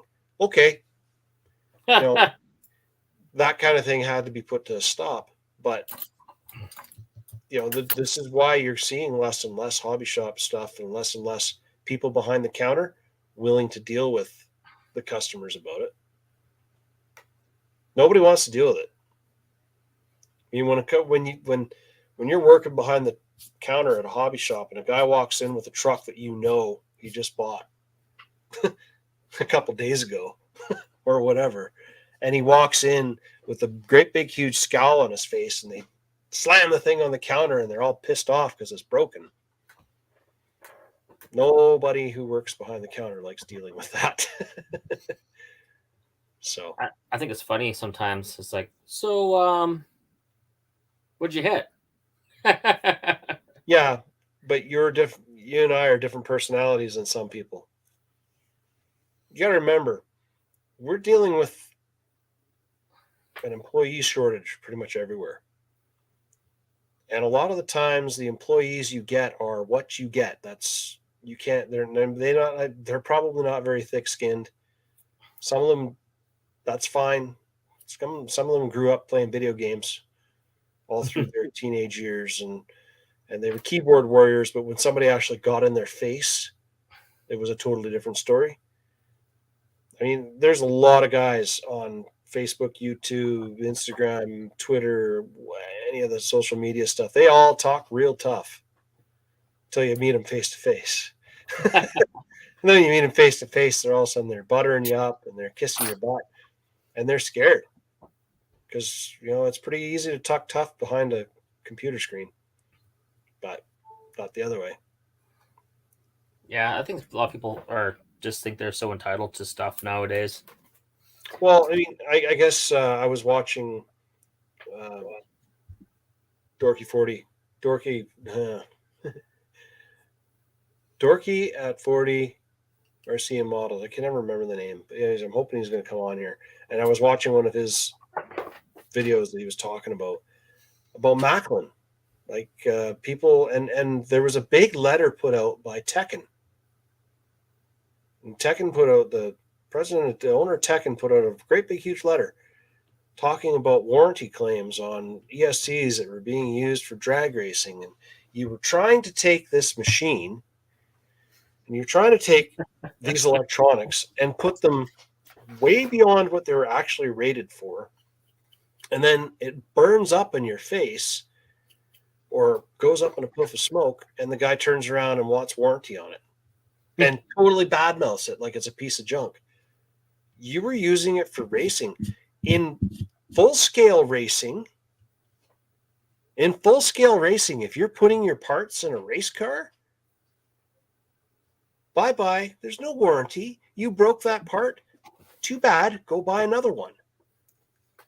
And if you don't like it, go buy something different that works better for your application. But in RC, no. That's not what happens. They want a warranty. They want a freebie. They want this. They want that. They think shouldn't have done that. Yeah, it shouldn't have done that. Right? What's the gearing you're running that thing? Right? Exactly. Oh, my motor's burnt up. Well, did you change the gearing? Well, Yeah, no. and I've seen this this common thing coming up with like this toxic attitude. And I'm not sure why RC as a whole seems to have this different mentality about it. There are like Got Frog said, I take responsibility when I break stuff. So do I.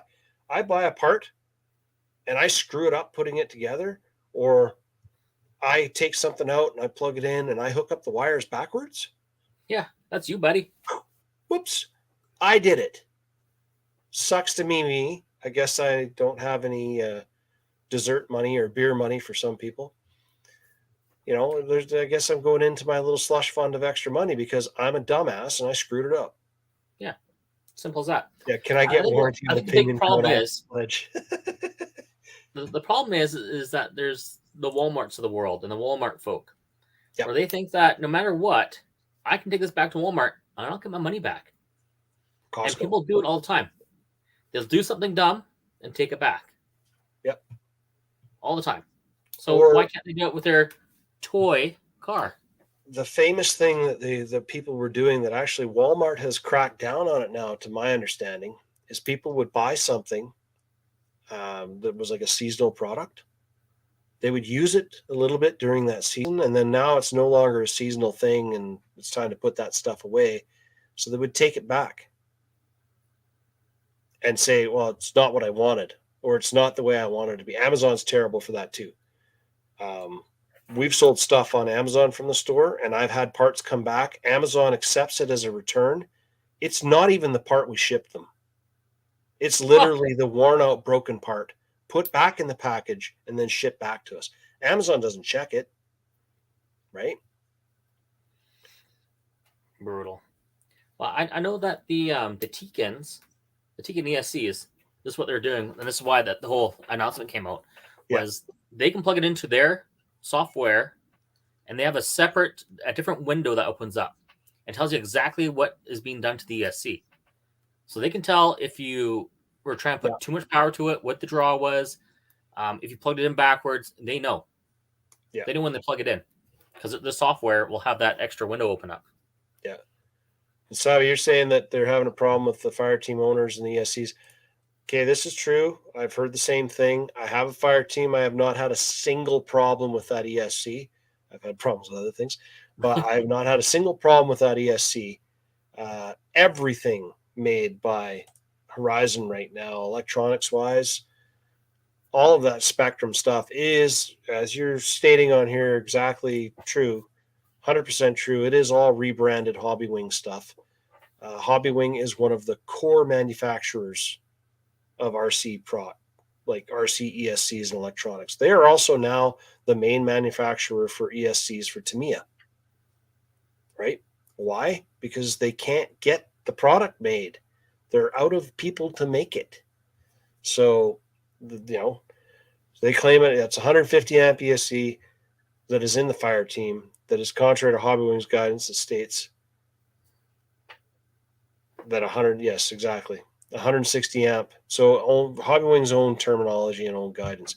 However, Horizon claims and Spectrum claims that the ESCs that they are using that are branded Spectrum are higher grade and of a higher quality, which is also why they're supposed to be a little bit more expensive, whatever their reasoning is. I don't believe it myself, but they claim that it's a higher quality, that their quality control standard, or every company manufactures a part. And when you make it for this company, you have to build it to this standard. And you make it for this company, it might be the same thing, but they want it to this standard. So this company's cheaper, but their standard is just a couple notches down. So Spectrum and Losi claim that their standards are higher than Hobbywing's standard. True? Maybe. I don't know. I haven't had a problem with my ESC. I know exactly what you're talking about because I've read the forums and seen the pages. It is what it is, man.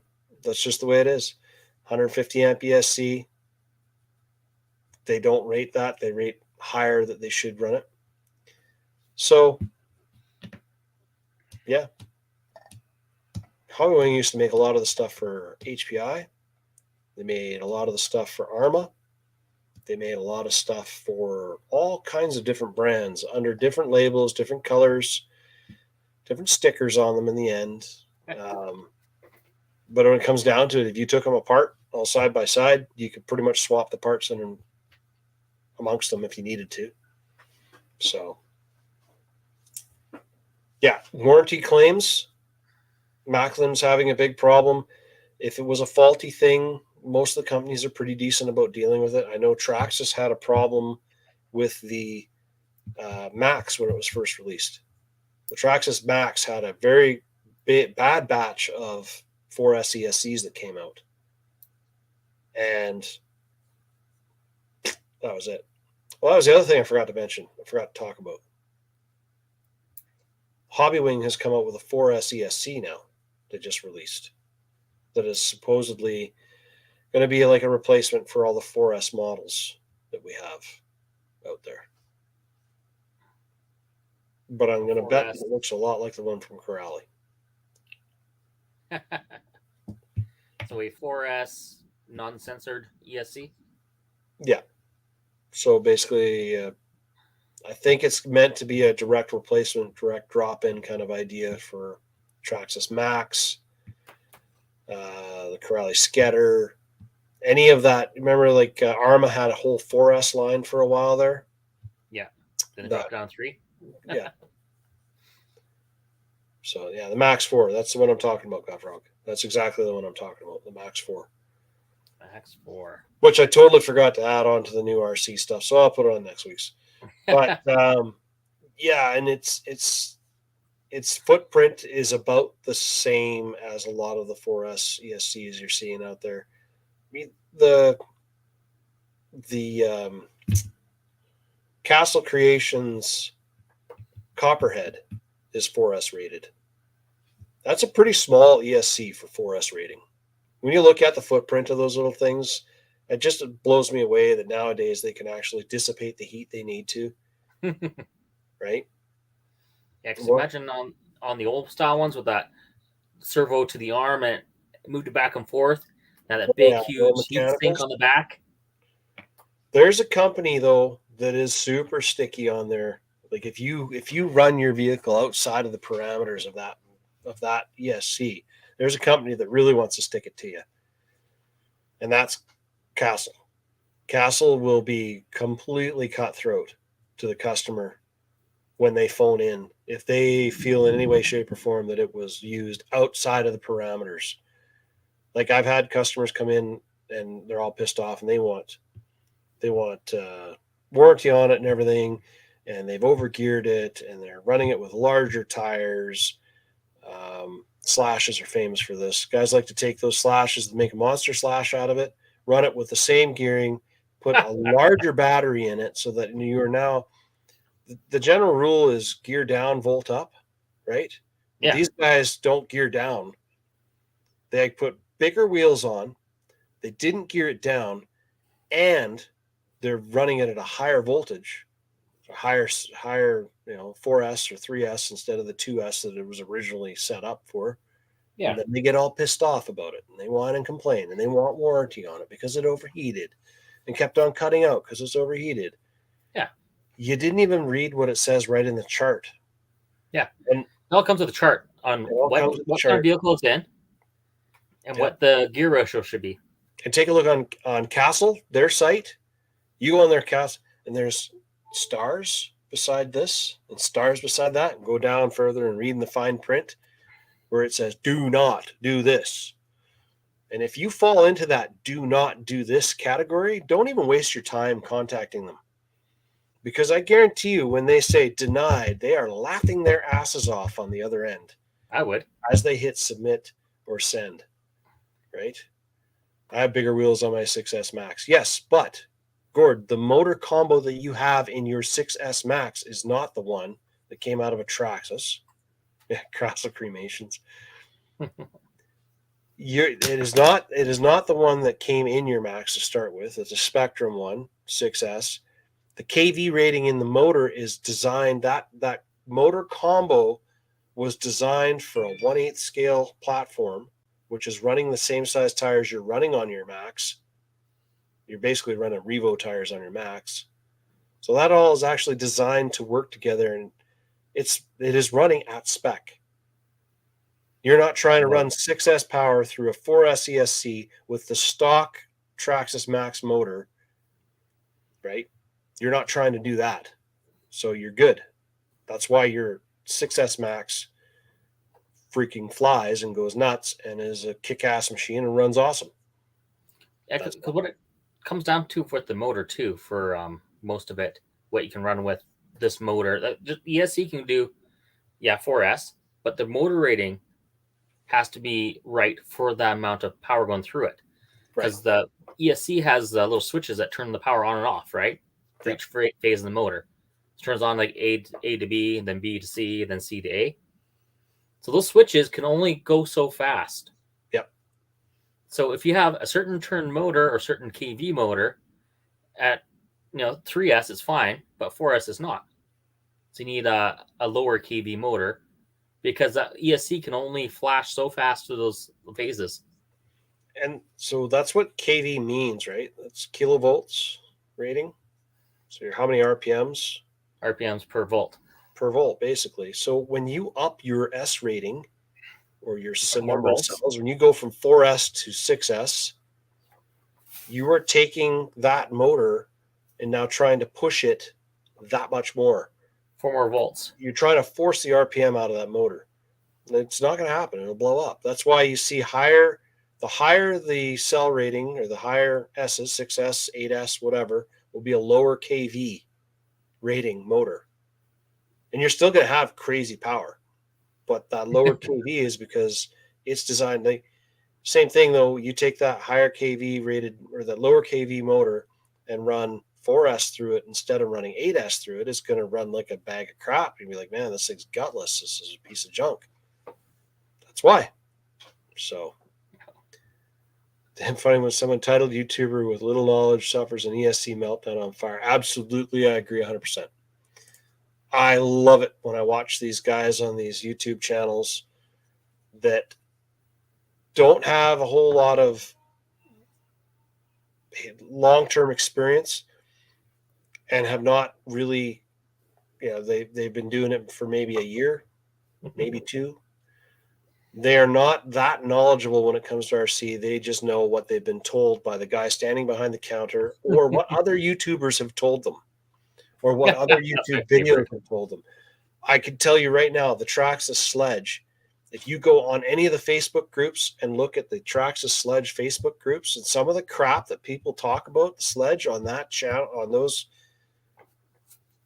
those categories, or in those forums and stuff, it's just like, are you listening to it? Like, do you stop and read what you're writing before you hit submit or send? Because you're talking like a child on some of them.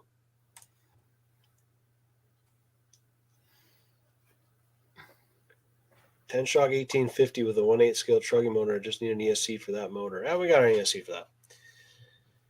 I would say just make sure you stick to what the manufacturer rates. If you're trying to mod something up and get as much power out of as little as possible, and something goes poof and it lets the magic smoke out, don't be a whiny little bitch and go and complain and try and get warranty. Suck it up. Move on. Go buy a new one. Go buy the next model up. Whatever you got to do. That's what this is. That's what the hop up stuff is about. Not, I pushed this beyond what it's rated for, and now my feelings are hurt and I want a replacement, and somebody else should pay for it because I think I'm smarter than I am. That's what it ultimately comes down to. Yeah, you're not smarter. No, Sorry, I'm an idiot. It happens. Yeah. I've blown plenty of stuff up. Well, racing is the prime example for that. I mean, usually you want to push it right to the limit. Yeah. If you step over it, I've seen motor smoke brand new motors down the straightaway. Well, the drag racing scene is probably the worst one for it. Oh my god, yeah. When you got put 3S motor in, I put a 3-turn motor in, and if you look at the chart, you can't put a 3S motor on 2S. A 3-turn motor on 2S on any ESC you find. Yep. So the only way you can get away with that is if you don't add any timing to it. But no, I've seen somebody on YouTube put 60 degrees timing and 30 degrees of boost, and then they wonder why it went up in smoke. Like I said, the ESC can only fire those switches so fast. And you go to the big races and stuff, and the guys who are racing, they're serious about it. They don't care how many motors they go through, especially if they're sponsored by that motor manufacturer or ESCs or ESCs, because they probably have 5 or 6 of them. They probably have one for every pass that they plan on doing for the entire course of this event. So they might be putting in a new motor every single pass. If they toasted the motor last time, they might not even know they did, because they literally planned on running that one pass. They maxed it out, knowing that it was going to burn up the magnets and overheat. To pull it off the track, swap that motor out, check the gear mesh. This motor's already been timed and everything exactly the way the other one was. Boom, go hit it again, do it again, do it again, do it again. That's the same. Dragsters. Hey? Hot Field Dragsters. Yep. They rebuild every race. Every time they make a 3.5 second run, or how fast they're going nowadays. I don't even know. Every time they do that quarter mile, they come back, they take it all apart, they put new on the blowers, pistons out. Yeah, they take it all apart, check everything out, put it back together. Yep. New rings. That's the amazing part about drag racing 1-to-1 scale. For me, was how quickly those guys can rebuild a motor, like completely rebuild a motor. Take everything out. Yeah, pull everything out, put everything back in, and be back out there to do the next pass. The next round. For the next round. Like, that's insane. Was it half an hour, 45 minutes, I think? Something like that. Something like that. You know what doesn't happen with those guys? They don't go to the manufacturer of that part and complain they want warranty. No. What they will do is they will go and they will say, we're having a consistent problem with this part, and this is happening every single time. We need to improve this part. Can we make an improvement, or do you have a suggestion for an improvement? but they don't go back with the melted part and say, I broke it, make it new. Fix it for free. So, anyways, we're at 2.5 hours, which is way longer than I thought we were going to be tonight because I didn't think we had that much stuff to talk about. But apparently we did. So, I'm about ready to call her because I haven't eaten dinner yet. Yeah, me too. I need to go make dinner. I gotta go make dinner. What else we got going on this week? This week we do not have anything else going on racing wise, but next week we have on Monday will be the first run of drag racing. Did you post that anywhere? Did I post that anywhere? Yeah, I posted it on the drag racing page. So, test and tune for drag racing starts on Monday. So, get your batteries charged up and get ready to go out and make a couple passes and see how well your setup your car is or how badly set up your car is.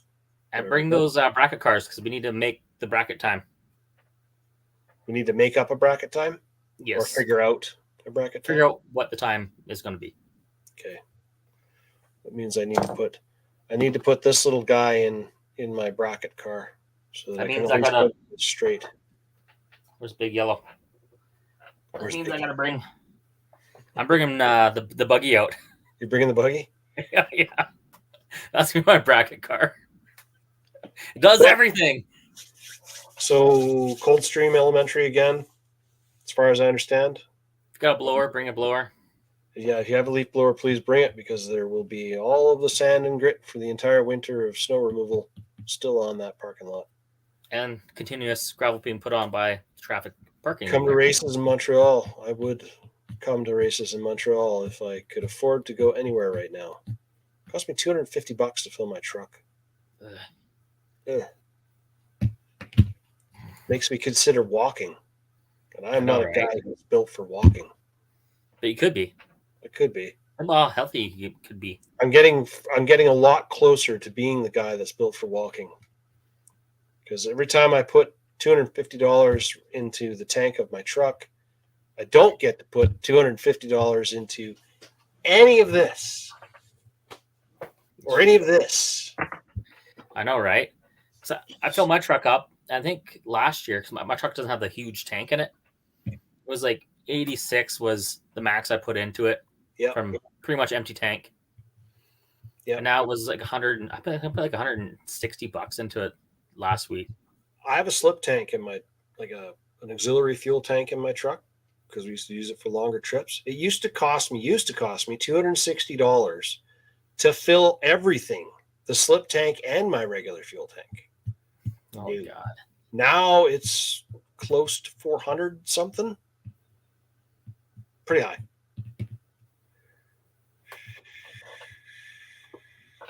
Okay, I work from home. You're lucky. I kind of work from home.